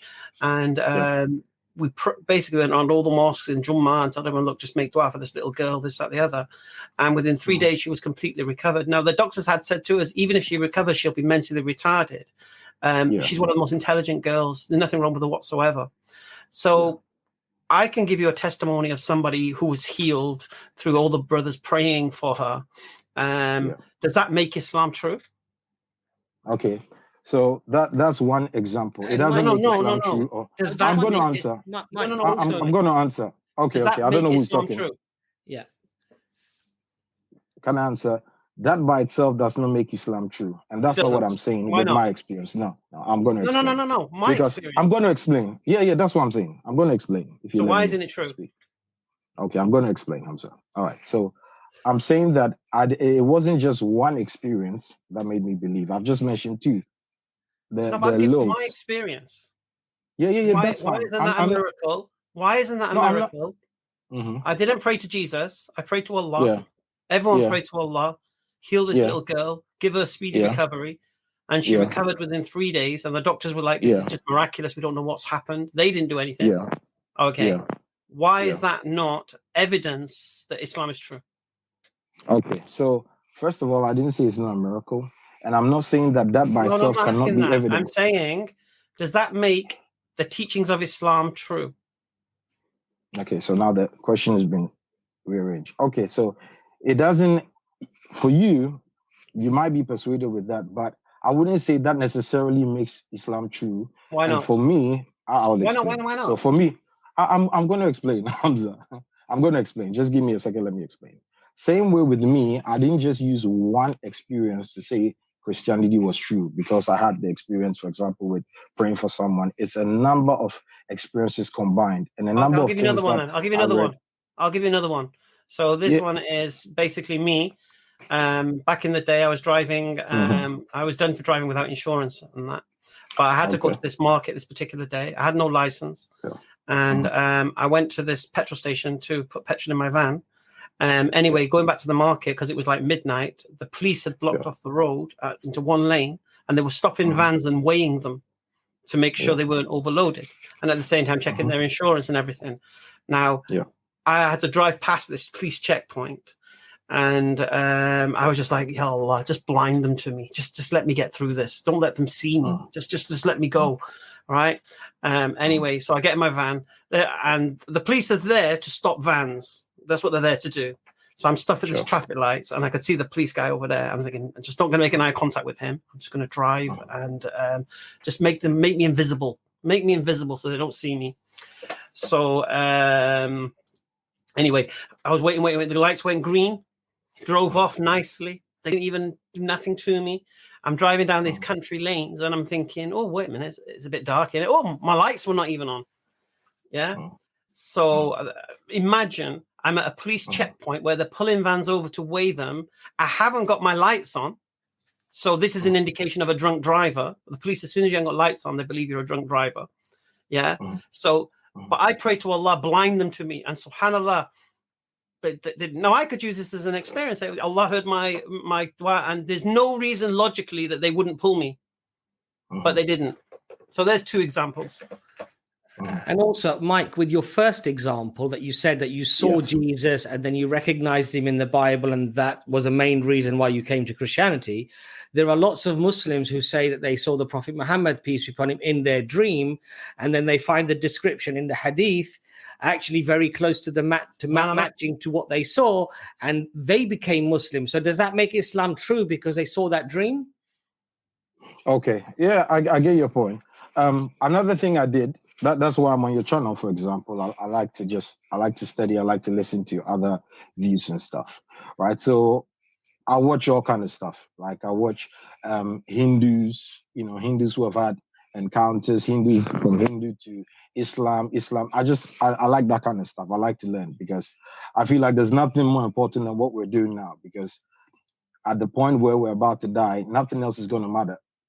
At that point, we all want to know if we found the right path, and if we're going to be with God. We don't want to end up in the wrong place. So I like to do research. And in doing my research, I found out that a lot of people from all kinds of religions, whether it's Islam, Hindu, Buddhism, more of them have encounters with Jesus than any of the other beings claiming to be God, which I find quite interesting.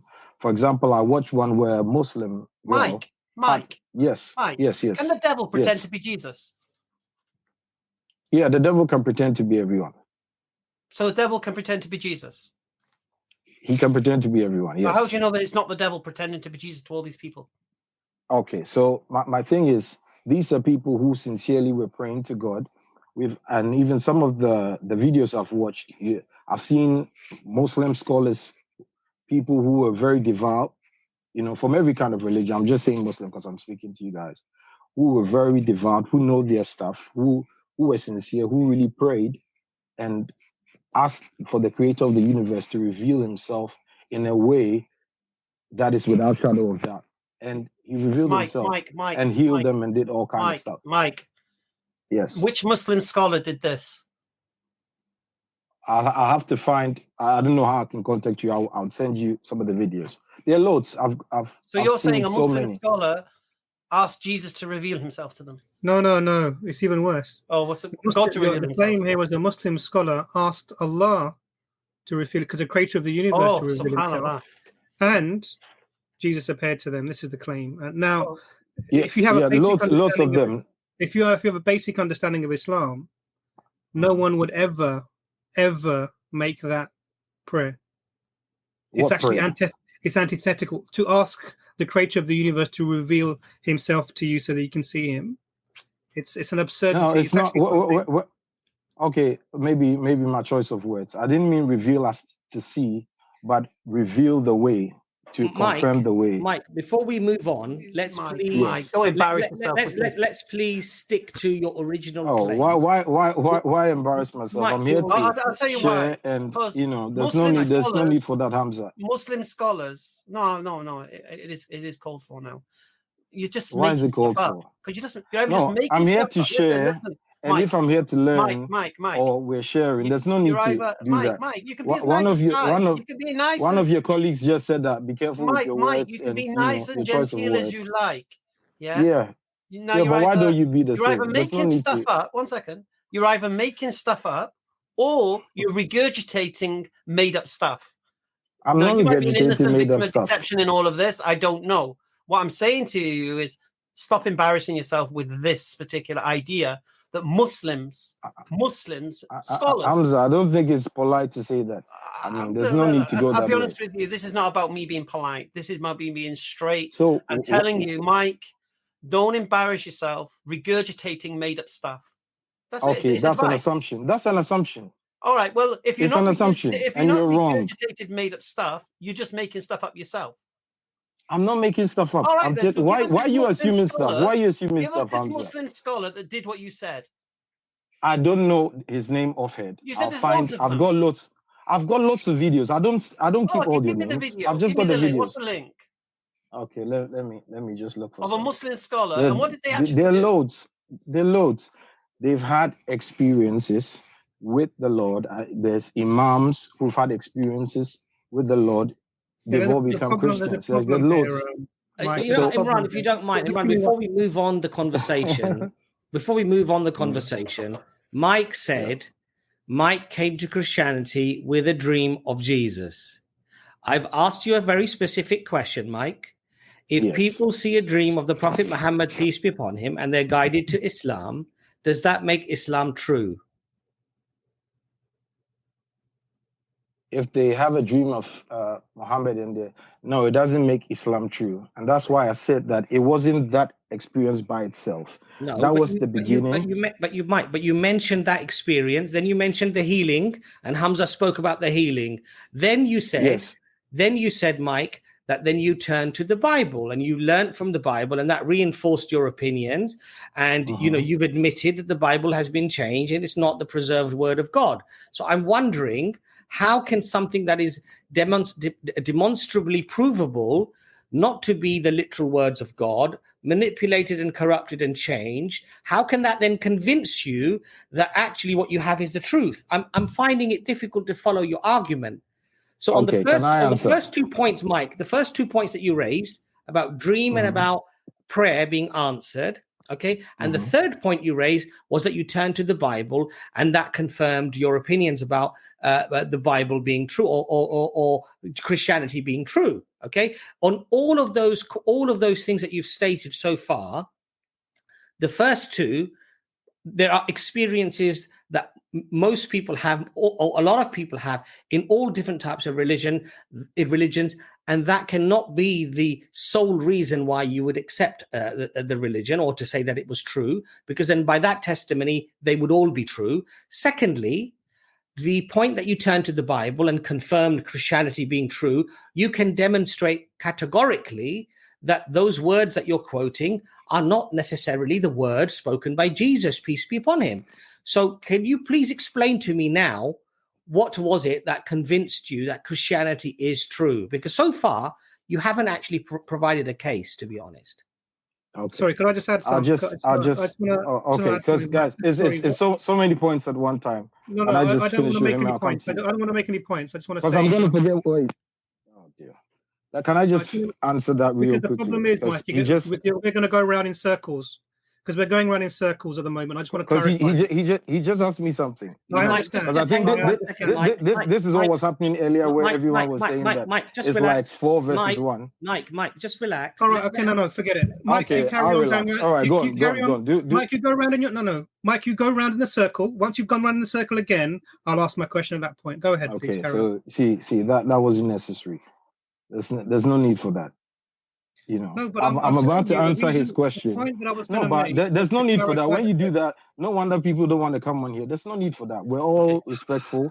There's no need to say I'm going to go around. Even if I go around, I'm trying to learn. I'm asking questions. So Mike, let me answer your colleague. Let me answer your colleague.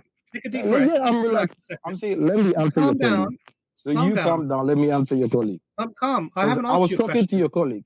You were interrupted. Let me talk to your colleague. Okay, sorry. You carry on talking to my colleague, and I'll ask after you finished. I actually think we just let Mike go. Sure. No. 1 second, Hamza. Let him come back. Go to bed.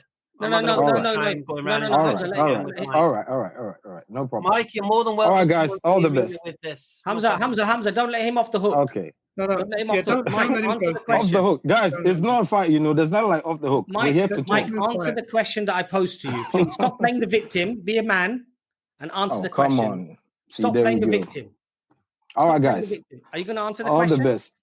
Are you going to answer I the would question, answer, Mike? but there's no need to. Why you guys were so polite in the beginning? Why victim? I'm just talking to you. Can't we just be polite? Mike, listen, Mike. Hamza, Imran just wanted to add one little thing into what I said. But you said a lot. Mike, please just relax a second. Imran just wanted to add one little thing, Mike. And what you're doing is when you get an awkward question, you don't want anybody to finish what they're saying. That's an assumption. It's what's happening. So I'm giving you a chance now. Mike, I'm giving you a chance. I'm giving you a chance to answer the question. All right, go on. The first 2 points. Remind me the question again. The first 2 points you raised were experience, which people, Buddhists, Hindus, all claim they had experiences. The third question that you raised was that you studied the Bible and that confirmed your beliefs. The Bible is demonstrably, provably corrupt. Now, please explain to me what convinced you that Christianity is true. Okay, so you mentioned the fact that it's corrupt. You said, but the things that I've seen in the Bible that I've read, if it was corrupt and it was a lie, it would not be real in my life. Because, for example, I mean, how do you go and pray for a Muslim friend who's been praying to Allah, right? And to the point he was going to go, I think it was in Turkey for surgery. I didn't see him for some months, and I saw him was in crutches. And like, I felt so bad for him because this is a good friend of mine. I just said, oh, it's all right if I pray with you. And I prayed with him, and on the spot, he got healed. You see, so to me, I just want you to put yourself in my shoe for a second. Like, I've read in the book where Jesus says that if you believe in me in my name, in this book that we say is corrupt, just understand where I'm coming from, please. And it says that in my name, you lay hands on the sick, they'll recover. So I'm a new believer. I'm learning the word of God, and I'm saying, okay, let me put this to test. If it's fake and it's a lie, nothing's going to happen. So I prayed for my Muslim friend, and he's healed. And this is not the first guy. Like, I prayed for so many people that were healed. It's just like recently, I've not really been going out there after COVID and all that. But I prayed for a lot of people after that. So it's like, guys, please understand me. Just put yourself in my shoes that I don't know all this theological stuff you guys are saying. I'm just going with, okay, so this is what your word says. I'm going to go out and act on it because you appeared to me. I read it here. Just put yourself in my shoes for, so you can understand why I will believe this book, because my experience with things that the book is saying Yes, is confirming it to me, Okay. even though we're saying Mike, that is corrupt. So you get so where I'm coming from? so people so the test is therefore when people pray for people and they get better, that means that's the word of God. Is that what you're saying? I was saying from my point of view, from having this vision of Jesus, reading and seeing that, oh, that was Jesus indeed, then seeing the Bible telling me things that should not happen. I mean, Mike? it's not, yes. Is that a principle you're saying? If a holy book says something that comes true, that makes that holy book true. Is that a principle that anyone can apply to their holy books? Okay. Not fully, Hamza, if you allow me to explain, please. If you allow me to explain, please. That's why, for example, I'm on a channel like this. How do Hindus get healed in that dirty, nasty river there? Same way. They go there, they go in this dirty, nasty river and come out healed. Who's doing the healing? Okay. I don't know who's doing that healing. They believe they're Vishnu and Krishna's and Ganesh and whatever is doing it. No. Does that make it true? That's fine. That's why I'm saying that. Does that make it true? Can I answer? Answer the bloody question, yes. Does that make it true? There's no need to be rude. You're asking, you're not giving me a chance to answer. So if you calm down, I'll answer. Answer that question. It does then. not. Yes. Don't say it doesn't make it true for me. I'm asking. Can I answer? All right. I'll wait. When you finish, I'll answer. Answer them. What's my question? So let me speak. What's my question? I'm not going to repeat you. I'm just going to answer. I don't need to repeat your question. All right. So now what I'm saying is that I don't hold on to one thing. So if the Hindus, I'm answering. No. I'm answering. All right. If you're not gonna let me answer. What is this? Is this an interrogation? Let me answer, Hamza. No, Mike. It is an Mike, okay, yes, it is. I'll tell you why. I'm testing your principle. So the Hindu that does the same as what you do, does that make their religion true? It doesn't. It doesn't. Why not? Yes. Okay. Would you let me answer, please? All right.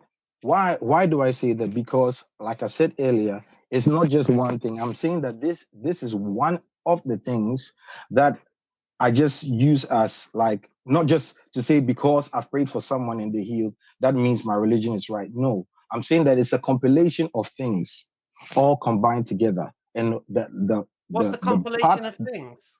Okay, so one of them I said obviously was the dream. So it's not just the healing. Okay. The dream, the healing, and now I'm doing doctrine because the doctrine also has to line up. Yeah, doctrine. What I mean, the text, logical side of things. That's why I'm on your channel. I want to hear all the contradictions and stuff. Mike, then I can go back. Let me ask you basic questions, and then I'm going to let the doctor ask you. Right? Sure. I just want to understand some basic principles and premises. What you believe about that book you're reading? Yes. Okay. So the life and times of Jesus is written in the Gospels. Yes. Yes. Okay. Do you believe the men who wrote about Jesus were eyewitnesses to Jesus? These are the bits that I don't know too well, which I did tell you that I'm now learning. Do you believe the gospel writers were disciples of Jesus? Matthew, Mark, Luke, and John. Yes, they were. Yeah. Right. So were they eyewitnesses to what they wrote? I believe so. Okay. I believe so. And were they inspired by the Holy Spirit to write what they wrote?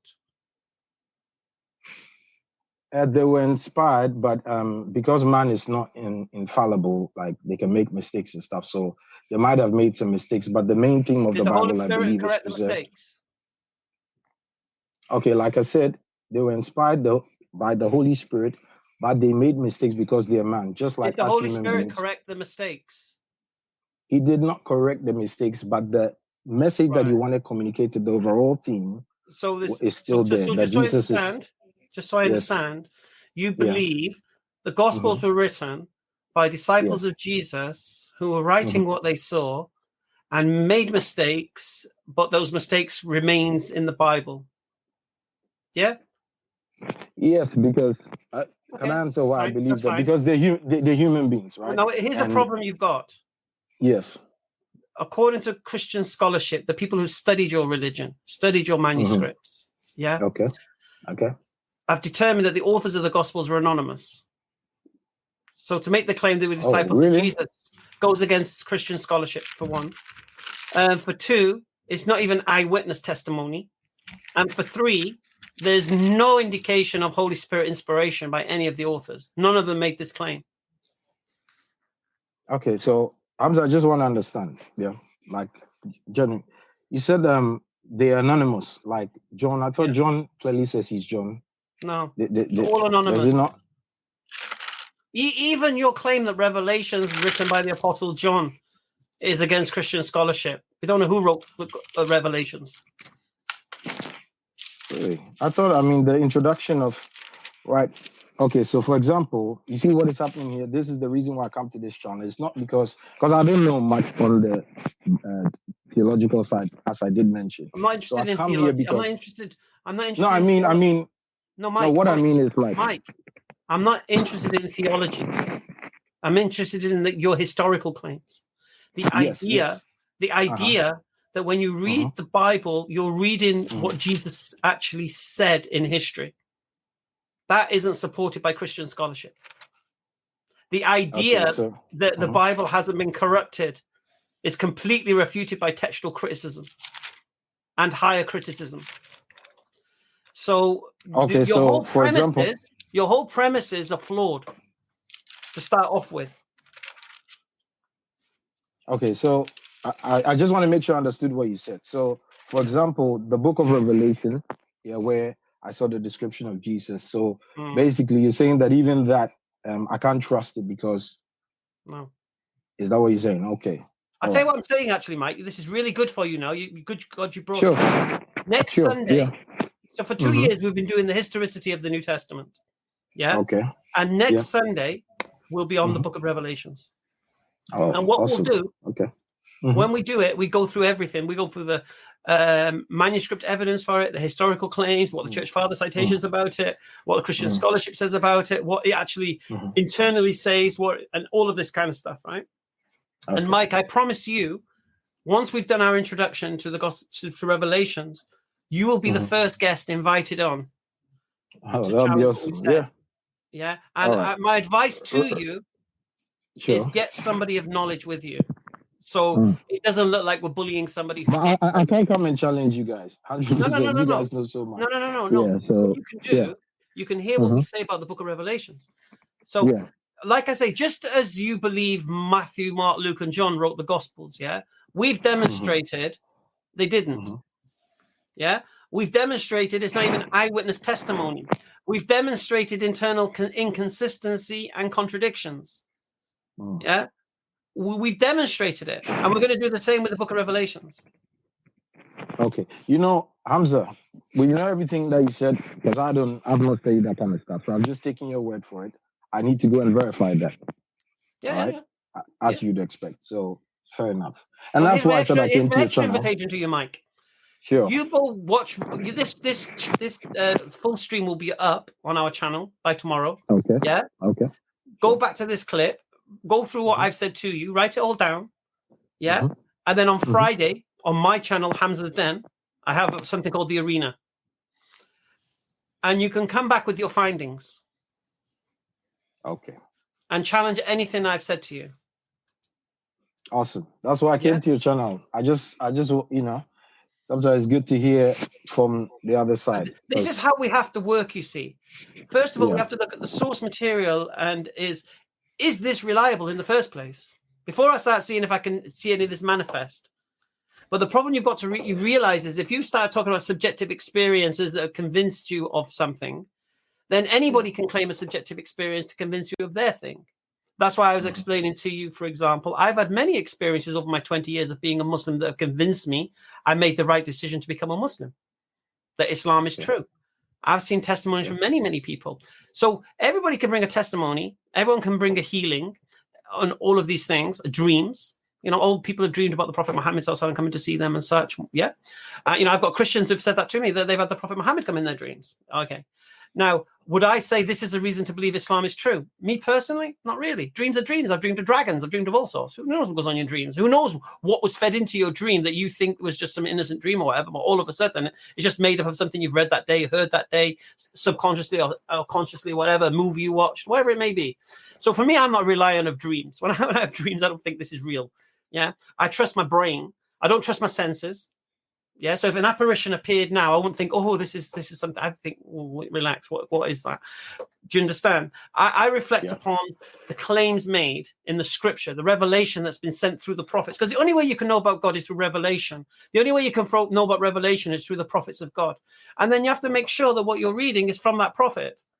Now, if you think you're reading a New Testament, the Gospels, about the life and times of Jesus and what he did and where he said and what miracles he did and what pronouncements he made and what theology is built upon this historical thing, and that's what's building your narrative, the problem you've got is when that history is pulled from under your feet, then all of a sudden that theology will collapse with that history. And the problem you have is no religion can be reconciled with one another. So subjective experiences cannot be used as a kind of evidence for truth because everyone could make that claim. We have something called the placebo effect that even atheists can use. And they'll say, it's just the placebo effect. The idea that you think you're going to get better. The mind's a powerful thing. Convince it of certain things and things can happen. Yeah. We know that I think the mind can create most symptoms to most diseases. Just through the power of the mind. Is that true, Doctor? Or is that some pseudoscience I've read? No, there is a placebo effect, Yeah, that the mind can fabricate.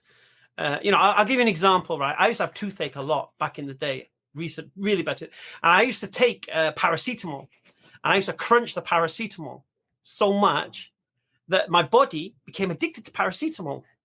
And what my body started to do was to imitate toothache, to make me think I've got toothache, so I'll take more paracetamol. I didn't have toothache.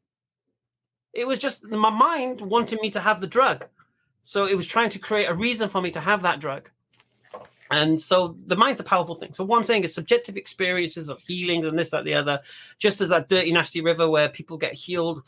Don't know how that works. Anyway, just as that happens for the Hindus and such, and just as, like I said, I've prayed for a little girl who's been healed and people who've been sick. We make dua for them, and mashallah, they get better. It happens. We cannot say this is a standard of truth because all of the religions can't be true. Do you understand? So if all of the religions are making this claim of miracles and subjective experiences and dreams and healings, then that can't be a standard of truth because Christianity and Islam, just as a prime example, can't both be true. One's true, one's not, or they're both not, depending on perspective. But they can't both be true. So we cannot use these experiences. And when you're trying to say that this somehow vindicates a scripture that has been known to be corrupted, that you don't even know the authorship is, if you've got a book, right, you don't know who wrote it, they weren't there, how can you be sure what it says is reliable? And then you read that, for example, the beautiful story about the woman caught in adultery, he without sin cast the first stone? Yeah. This isn't found in your original manuscripts of John. This story is just not there. So someone put the words into Jesus' mouth that he said there, talk about this adulterous woman, into the mouth and acted like the author of John wrote it, where we know from the oldest manuscripts, it was not there, that story. So you got people inventing stories and then building theology upon those stories. And the really sad thing, Mike, your doctrines of Christianity are not even found from the mouth of Jesus. Jesus didn't teach original sin. Jesus didn't teach salvation through the cross. Jesus didn't teach that he is fully man and fully God. Jesus didn't teach he was one co-equal part of a Trinity with the Holy Spirit and the Father. None of these doctrines are taught by Jesus. None of them. So, as a Hamza, the last bit. Sorry, if you don't mind me interjecting. Yeah, the last bit you just mentioned about Jesus not teaching that he's one co-equal to the Father and the Holy Spirit. Co-equal with the Father. Yeah. Okay. But what about him saying he's almighty? No. Jesus clearly says in your scripture, the Father is the only true God. Jesus says it clearly. Okay. Jesus says, I go now to my God and your God, my Father and your Father. So my Father, your Father, my God and your God. Yeah. So Jesus makes it clear that his God is our God. Yeah. And Jesus says the only true God is the Father, according to what your scriptures say. So Jesus himself says the only true God is the Father. Yeah. Jesus himself indicates that he's not all-knowing. He even demonstrates the Holy Spirit is not all-knowing. So the doctrine of Trinity is not even taught by Jesus. So you know when people say, oh, none of these corruptions of the Bible change doctrine. The reason they don't change doctrine is because it's not based upon the Bible. You know, it took the Council of Chalcedon in the 5th century to understand the nature of Jesus having a Holy Spirit and a God Spirit. Yeah, the nature of the incarnation. Took 400 years to determine what that was. Yeah, because Jesus didn't teach it. The idea that the Holy Spirit is part of this co-equal Trinity took 400 years as well to be formed. So this is the problem you've got. The doctrines that you live Christianity by, this idea of salvation through the cross. Jesus didn't teach this. Hamza, can I ask a question? Go on. You know, in Genesis, I just want to see what you have to say about this bit. You know, in Genesis, where the first chapter, God says, "Let us create man in our image and likeness." How do you, as a Muslim, how do you explain that? As a Christian, what do you think that How means? do you see? All right, as a Christian. Well, as a Christian, okay. What does we should make man in our image? What does that mean? Okay, This is like so as a circle, Christian, what does it mean? all right, as a Christian, when I read that, because it starts by saying, "Let us create man in our image and likeness." So What does that that tells mean? me that, So that tells me that a multiple, like a group of people, or because "let us" to me is plural, and then it goes on to say, "In His image, God created man." So at one bit is saying plural, then right after it says singular. So I kind of see the whole Trinity idea in that he says us, he relates to himself as us, and then right Have after you heard it of goes something called the to, plural of respect? yes, I've heard of that, but in the first book of the Bible, I don't know if No, have you that heard of was the concept of the applied. plural of respect? Yes, I've heard that. I What think is it? a Muslim friend of mine, because in the Quran, it also says us, and he explained to me some of the plurality of The majesty or Queen something of the says we sort. are not amused. Yes, How many queens are there? I get that. There's one queen, So but I was trying to understand. Oh, okay. When it says make I was God, just trying to understand. Is I that understand. what in Hebrew back then? Is that where Okay, they were coming from? Is no that Jew thought reading the Bible that God was more than one. okay? I get that, Hamza. I'm just All right. trying to understand that Well, what do you think it when it means says when us let us there. make man in our image? What does that mean? Make man in our image. Okay, so as a Christian, the whole Trinity concept. So straight away, I just see, oh, okay, so that's evidence of the Trinity right from the first book of the Bible, because us, therefore, you see God is more than one person. Look, if That's that how was I take evidence it. of the Trinity, why did it take 400 years for the Trinity to be Orthodox Christianity?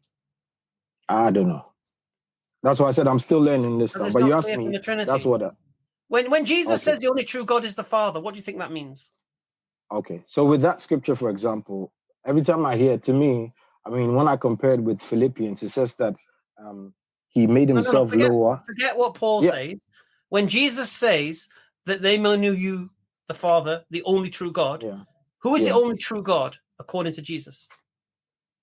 At that point, he was talking about the Father because he had become man. But the Father also calls Jesus God, you know. Yeah, I literally just said it, that Jesus was referring to God the Father at that point because he had become So man. what does the word only mean? Again, I've heard you guys use this thing so many times. I know what you're saying. I'm not disagreeing with that. No. What does the word only mean? Only is unique, exclusive. Without exception. I don't know if that's the best. Yeah. Okay. Yeah. At this point, is the Holy Spirit God? The Holy Spirit is the Spirit of God. Yeah. So is it But God? he's also referenced as God. Yeah, he's also referenced as So God. why didn't Jesus say the Holy Spirit and the Father are the only true gods? Why did it only say the Father is the only true God? I'm not sure. That's why I said I'm still learning. I don't know the answer to that. I'm not gonna. So here's the problem, you see. You have explicit verses in your Bible that you believe is true that tell you there's only one God, that Jesus says there's only one true God. Yeah, that demonstrates the Holy Spirit is not all-knowing, therefore can't be God. that demonstrates Jesus is not all-knowing, therefore cannot be God. And yet you ignore that and you look for ambiguous verses that you could try to imply that Jesus is saying he's all-powerful or he's God. No, like okay, Hamza, I get the point you're making. Fair enough. And I'll look into what you said, I will. But for example, in Hebrews 1 verse 8, if you don't mind me reading that, it says here, God the Father refers to Jesus the Son as God. Okay. I just want you to see who wrote the book me of as a Hebrews? Christian. I don't know. But what I'm saying is that I just want you to understand. Here's your answer. Yeah. Nobody knows.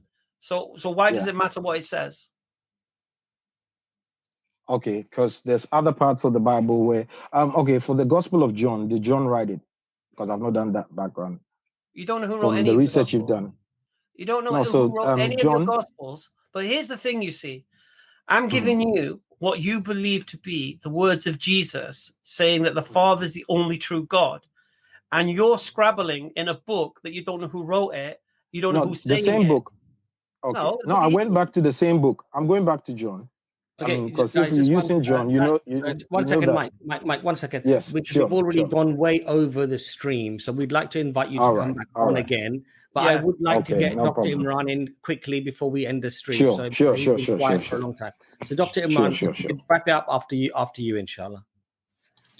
To be honest with you, I don't really have anything to say to Mike, because all he's presented is that he's had a dream and he did a few prayers and he thought that they worked, and this was his reason for then investigating the Bible.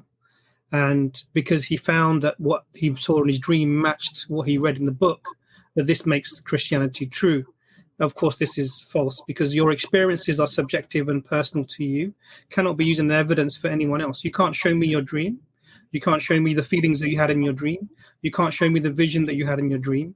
You can't demonstrate the prayer that caused the miracle from happening. Otherwise, I'd expect you to be in the hospitals healing all of the people in the name of Jesus, because obviously that you have the ability to do this. Now, you don't do that, and there is a specific reason for this. And then you've had your long discussion with Hamza about everything, and you've covered lots and lots of topics. So this is just rehashing all of these old things. Nothing you've presented is evidence. You've just said, I feel it and I experience it, therefore I believe it's true. And this is really all you said so far. Now, the only thing I would like to ask you is, do you believe that God has the ability to forgive sin, or does he require blood payment? Okay. As a Christian, I can only answer from the Bible's perspective. So, the Bible says that without the shedding of blood, there's no remission of sins. So, okay. There has to be bloodshed for the forgiveness of sins. Sure. But, can I finish? This is a contract. Can I finish? Finish your point. Please finish your point. Quickly, I'm not going to be long, I promise. So, but then I read in the part of the Bible where Jesus forgave someone without the shedding of blood, for example, right? So this is why I study, because I want to know how. So is that a contradiction, or you wanted to retract your statement? What do you want to? Because now you've answered. No. You've answered. The reason I'm asking is you said. Just give me 1 second. Right. The reason I'm asking you is you've said two opposite things at the same time. Yep. You've just said to me that I speak only from the Bible, and the Bible says that without the shedding of blood, there can be no forgiveness of sin. Remission of sins. You made one such statement. You need blood, otherwise sin can't be dealt with.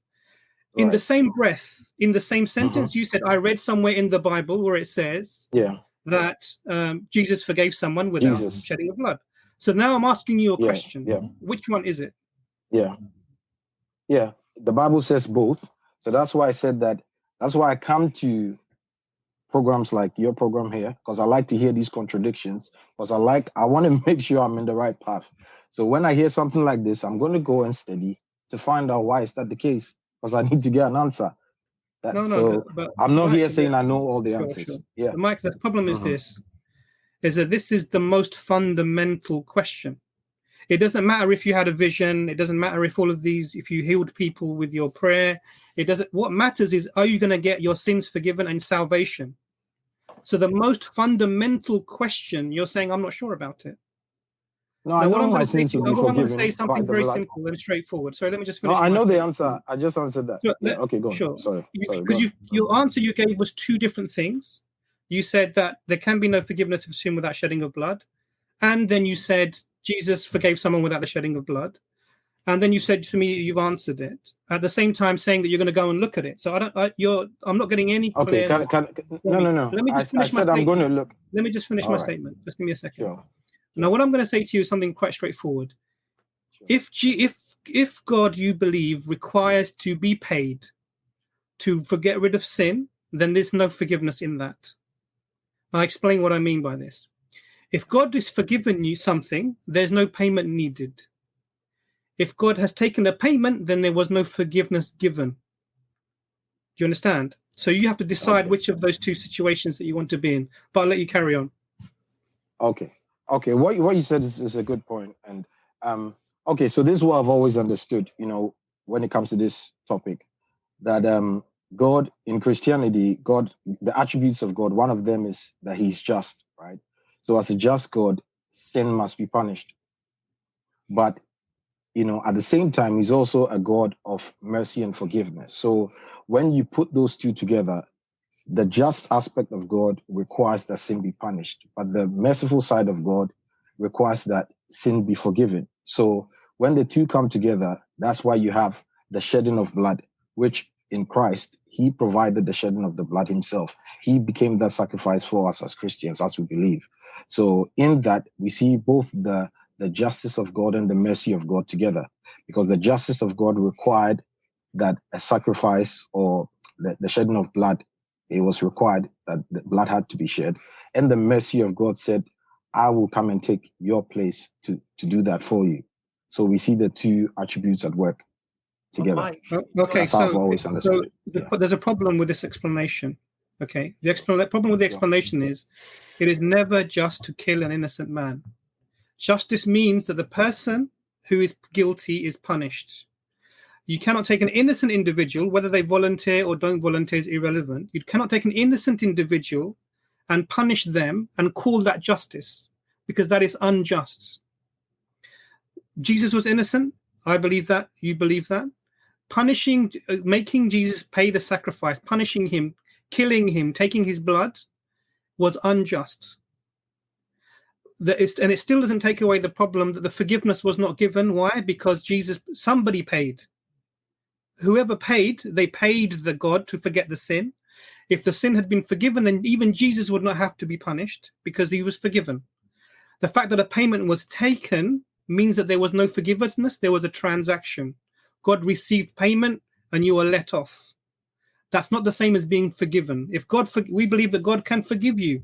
If you're forgiven, nothing required. No blood, no killing, no mercy, particularly innocent individuals being killed for something else, for someone else's sin. This is the height of injustice. Now, okay. Can I just? Of course you can. Sorry. Okay. So if let's say I was in debt, right, and Imran, you're a millionaire, and I'm in debt of some couple of thousands of pounds. I mean, it's fair if you say, okay, Mike is my brother, I want to pay his debt off for him. It's just, right? It doesn't mean because you didn't get yourself into debt. Your mercy towards me or your compassion towards me could make you pay the debt for me. So in Christianity, that's how we see it, that we were in debt, we had sinned, we're in debt.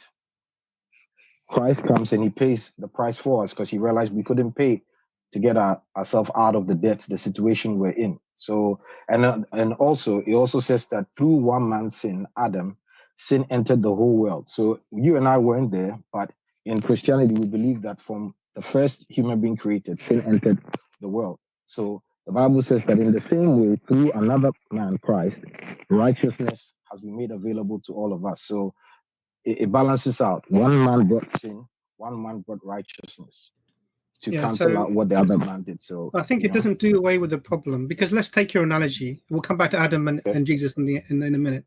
Let's take your analogy. If you owed me money, and I had the ability to say, and I was a millionaire, I would say, Mike, don't worry about it. I forgive you. That means you don't have to pay me. That means your friend doesn't have to pay me. That means Hamza doesn't have to pay me. That means Abbas doesn't have to pay me. I've forgiven you. It's in the word forgiveness. I've forgiven you. Nothing is required. If you owe me money and Hamza says, I know Mike, I care about him. Here, man, take this £5 that he owes you from me. I'll take that money. I'll say, okay, thank you. The debt is cleared now. No forgiveness has been given. I haven't forgiven you. Why? Because I've received my payment. So it doesn't do away with the problem of the fact that if there is a payment made, then there was no forgiveness in that transaction. Going back to the idea that killing an innocent person is somehow just, blaming all of humankind for the sin of Adam and Eve is also unjust. That's another injustice within the system. The idea that because Adam and Eve sinned, that all of mankind are congenitally, their nature is changed and they're sinners congenitally, is an injustice. A 1-year-old child did not do the sin of Adam, but he's held accountable for the sin of Adam. It required another innocent person to be killed to remove the sin of Adam, which is again an injustice. Why is an innocent person being killed? So this is injustice upon injustice, a lack of forgiveness upon a lack of forgiveness, and I don't see any mercy within that. So yes, the transaction is carried out. You know, God blames all of mankind for the sin of Adam and Eve. Nothing you can do about it. Someone has to pay blood. It can't be anyone. So God sends someone else who's innocent, who then is killed, and he takes that blood. This is a payment. This is not forgiveness. Now, for me, this is the fundamental underlying injustice within Christianity, that God cannot forgive sin. In Christianity, there is no ability of God to forgive sin. He needs payment. He needs that blood, and that's the bottom underlying problem with the whole of the Christian theology. Whether the dreams are true or it's irrelevant, really. The whole point here is that God cannot forgive sin in Christianity. He requires payment. Okay, so Imran, I just want to understand why is that such a problem? Because if in Christianity we say that one of the attributes of God is the fact that he's just and he demands justice, so because of his just nature, sin must be punished, right? So that aspect of him kind of justifies his action of requiring blood, right? Mike, yes, the Bible doesn't say what you're saying. That without the shedding of blood, there will be no remission of sins. Just read the book of Ezekiel. Okay, what does it say? If you don't mind me asking, what It says is that if it? the wicked man turns away from his wickedness and keeps my laws, then his wickedness will not be reminded of him. So just before you go there with Ezekiel, the problem here is, if you're saying that God is so just that he cannot not punish, this is the claim, right? God is so just that he has to punish. There can be no, because God is the most just. He is all just. He has to punish. Yeah. Then what you mean automatically within this statement is that God cannot forgive. Why? Because he has to punish. Okay. Now, if you're saying that what he does then to get away from punishing the people is he takes blood from someone else. This is still not forgiveness. You're saying God is applying his justice, but now the justice is blind. It's not applied to the person that committed the sin, but it's applied to anyone, even an innocent person like Jesus, peace be upon him. It's applied to him. And God receives his payment, and he's got his payment. It still does not make God merciful. Now in Islam, we don't have this concept that God is 100% this one. He judges individuals according to their individual situation, and he will apply the mercy and he will apply the forgiveness as is required for those individuals. That's actually justice. Justice is giving people what they deserve. Mercy is given something, forgiveness is given something even that they don't deserve. So now you have this concept that God has to punish, and even to the state, it doesn't even matter who, even if it is not the person who committed the crime, but God is going to punish them. This takes away the God being merciful, and we believe God is merciful. Mercy is a manifestation of love. If you love someone, you're merciful to them. Being completely, I have to punish everyone, I cannot not punish anyone, is tyrannical. Absolutely tyrannical. You wouldn't treat your children like this. If your child has done something wrong, you would say, son, you sit them down, you explain to them what's happening, and you say, look, don't do this ever again, I'm going to let you off this time, blah, blah, blah, blah, blah. But you would not go straight in with this, right, that's it. I'm going to cut you off from myself. I'm not going to. Now, this is the problem within Christianity. There is no mercy. there is no forgiveness, and ultimately there is no justice. Why? Because the person that was killed was an innocent individual and not the actual person that committed the crime. And Ezekiel 18. Imran, can I just? 18, yeah, go on, please, go on. Can I just say something quickly before you go, please? What I was going to say is, you see, in Christianity, because we believe that God is Father, Son, and Holy Spirit.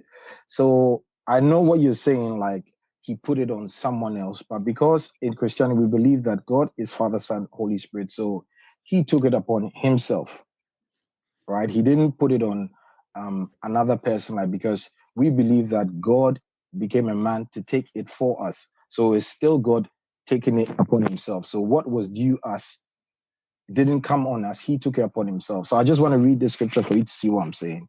In Isaiah 53, it says that all we like sheep have gone astray, we have turned everyone to his own way, and the Lord has laid on him the iniquity of us all. So he was saying that God the Father has laid on Christ all our sins.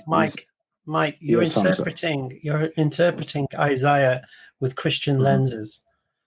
If you interpret this with Jewish lenses, the suffering servant is Israel, the nation of Israel. Yeah, just that you're reading. That this is actually a nation. It's talking about a nation? No, the suffering servant in Isaiah 53 is the state of Israel. Imran, you're muted. Yeah, I just don't want to get away from the point. So, no, I know, but I'm just trying to stop him doing that. He was crushed for our iniquities, bruised for our transgressions, and all that business.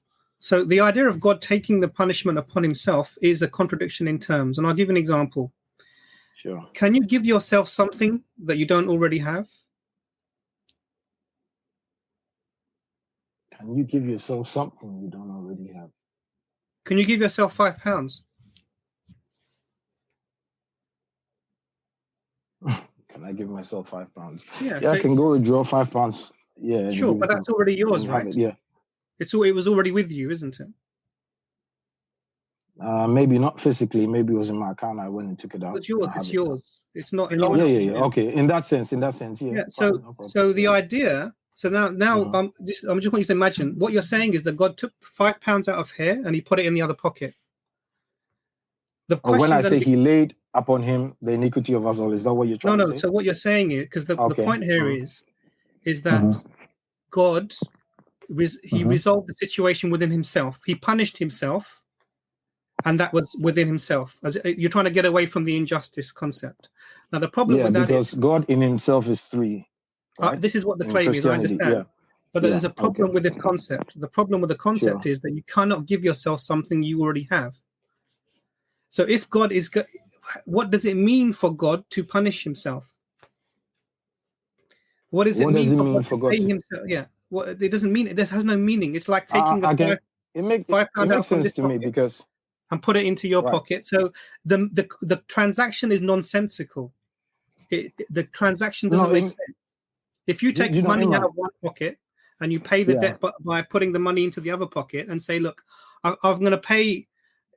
If I said to you, Mike, don't worry, I'm going to pay your debt that you owe me. How am I going to pay? Okay. I get what you're saying. I'm going to put it in my other pocket here, and I've paid myself.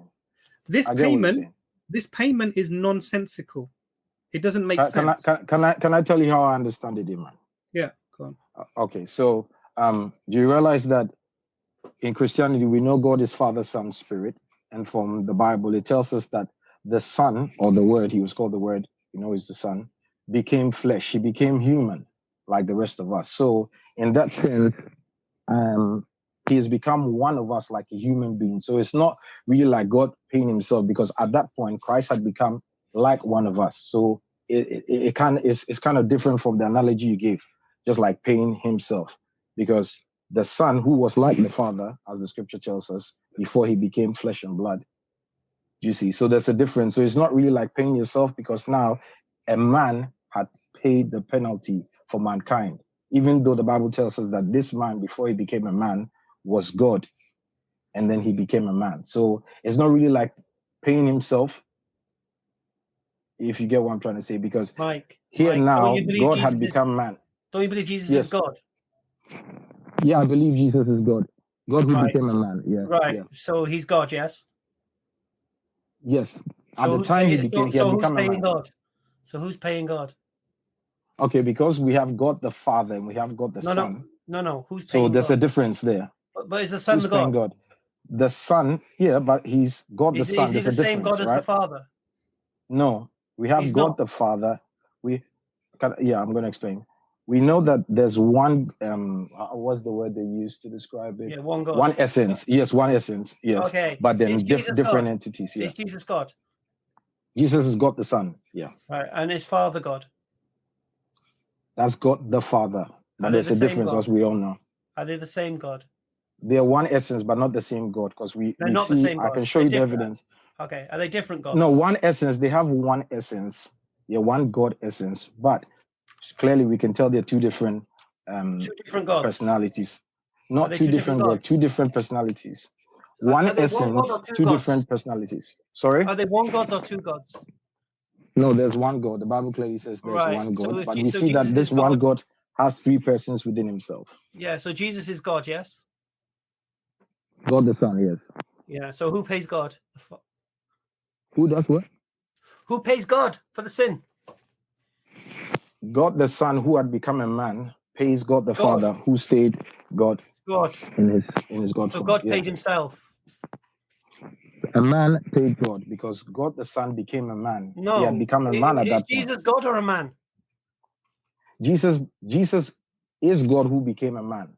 Because the When he Bible was a says man, that was he still God? no, he had become a man. So he was completely man, no God. He was a man who had the Spirit of God working through him. Right. So was he God or not? He was God before he became a man. When he became that's a man, what the was Bible he says. still God? He was God in the flesh. So he was still God. No, there's no way you could. I mean, God in Keep his telling me raw he's God in the essence. flesh, and then he's not God. Is he God or is he not God? Okay, he became man. He became a man. When he became a man, Okay, was he he was still man. God? No, at that point he was man. He was Because completely that's what man. the Bible says. He The was Bible says completely the man. word. Yes, I'm just telling you from what the Bible says.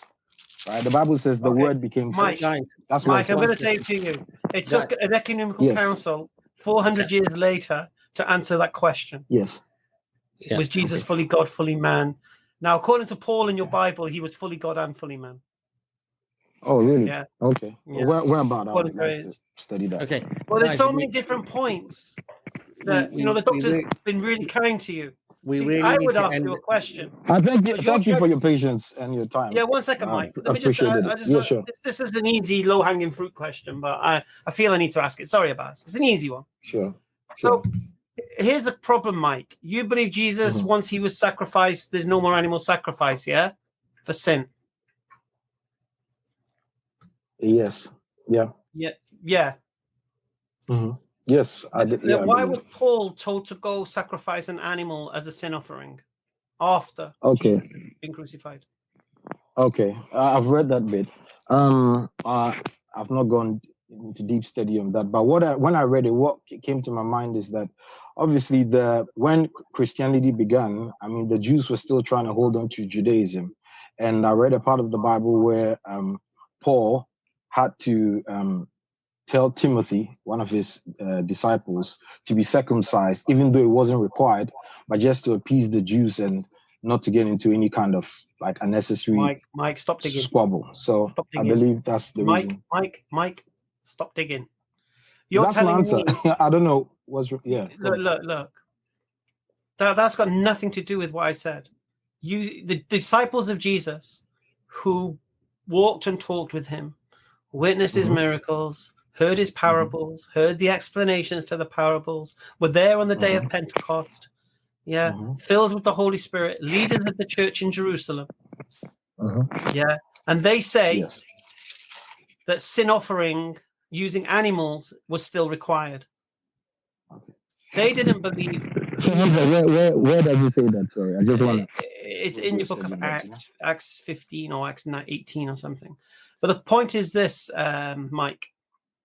If the disciples of Jesus didn't believe that Jesus was this complete, total, atoning sacrifice for sin, why do you? Okay, so there's a part in I think is it Hebrews where it says, "By one sacrifice he has forever perfected those who are being sanctified." Okay. Now here's Right, the problem so you've got. Here's the problem you've got. Hamza, we really need to end I the know. stream. Mike, So much for Mike to step. Yes.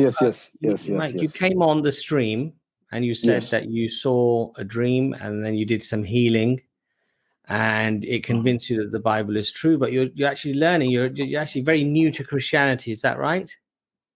Yeah. Remember, I did say that. Yes. I've had the experiences, Yes. so now I'm focusing on the study. Yes. Hence why, because in Christianity, no one is going to challenge certain things because they already believe. That's why I come to channels like this, so I can hear stuff that no one is going to tell me as a Christian. Mike, it was a rhetorical question that I just put to you. It doesn't require explanation. What I'm trying to say to you is that you came on the stream, you said you saw a dream, you had some experiences of healing, and then you turned to the Bible. Okay, and you're quite new to Christianity. You're here to learn. Yes.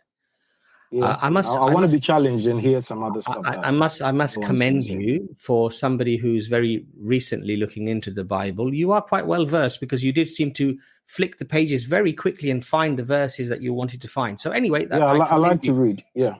I commend you on that. What I want to just quickly finish the stream on, and I'll let the brothers come in there and yourself very quickly to end the stream, is that you mentioned that you had a dream and you saw Jesus, and that was one of the major things that took you forward to start practicing Christianity, to heal people. And I did explain to you that there are people who see dreams of Prophet Muhammad, peace be upon him, and they came to Islam. And you accepted that that's not the reason necessarily that you should accept a religion. Then you said you did some healing. Hamza explained to you that he prayed, and alhamdulillah, the girl completely was healed. There was another brother who's mashallah, he was a doctor himself. His daughter was in intensive care. She was going to be dying. He didn't believe in a God. He went to the prayer room there, and he said, "God, if you exist, save my daughter, and I will seek for you. I will search for you, and when I find you, I will worship you." It's a famous story. I don't remember the brother's name. And to the surprise of the surgeons, the doctors, and everyone, she was healed. He then studied comparative religions. He found Islam. He became a Muslim. Now, according to you, that's not necessarily a criteria. So your first two arguments, I don't think actually stick. Your third argument was the Bible. And the Bible is manifestly, evidentially, provably corrupted. It's been changed. Multiple contradictions, anonymous authors. Okay, it's been changed. So quite frankly, I would like to end the discussion here, and you're more than welcome to come on again and defend why it is that you believe that Christianity is true. But quite frankly, I don't believe personally that you've made any logically coherent argument to establish that fact. But I respect the fact that you come on and you've given your view, and you're more than welcome to come on again. Brother Hamza, Brother Imran, we really need to close the stream. It's 1:30 in the morning. Brother Anis had to be up very early. He's had to leave as well. So, Brother Hamza, if you want to quickly just add anything, any last words, and then Dr. Imran, and then we'll wish Brother Mike a good evening, a good night. Yeah, Mike, thanks for coming on. Apologize if you felt I was harsh, but just how I am. Watch the stream, write down what points have been made, go do your research. If you're up for it, I mean, the arena's a little bit rougher than this place, so if you felt a little bit roughed up here, the arena's a bit more. But I might stay away from that one. Yeah. No. But you should have all your answers by then. You should, and like I say, speak to someone of knowledge. Get a pastor with you if you need, no problem. Yeah. You can bring him on as well to support you. I don't mind. And I'll give you first dibs on the arena, so you can come on and just pick one of the main points. You don't have to do all of the points. Just pick one point and try to defend it, or come on and just say, you know what, you was right about everything. See for Revelations next Sunday. But I'd like to thank you for your courtesy. It's nice to see a fresh face. You haven't ranted and raved. To be honest with you, I think you're believing stuff that isn't supportable, but you think it is right now. And when you listen to what the doctor said to you, where is the mercy? If you need payment, if you take payment, you ain't forgive nothing. No matter who pays you, You've not forgive anything if you take payment or require payment. Yeah. And then you need to then, a deeper question then you should ask yourself is, payment for what? What did I do? Then you're going to go to the original sin idea. And then wait a minute, where do I get this idea from? And you'll realize that's not even supported in the Bible. The idea that there was some beautiful, holy grace that we lost when Adam made a mistake and we're all being punished for that mistake. That's not supported by the Bible either. Yeah. And I think if you're honest enough, you'll realize that, what were you before you were a Christian, before this dream?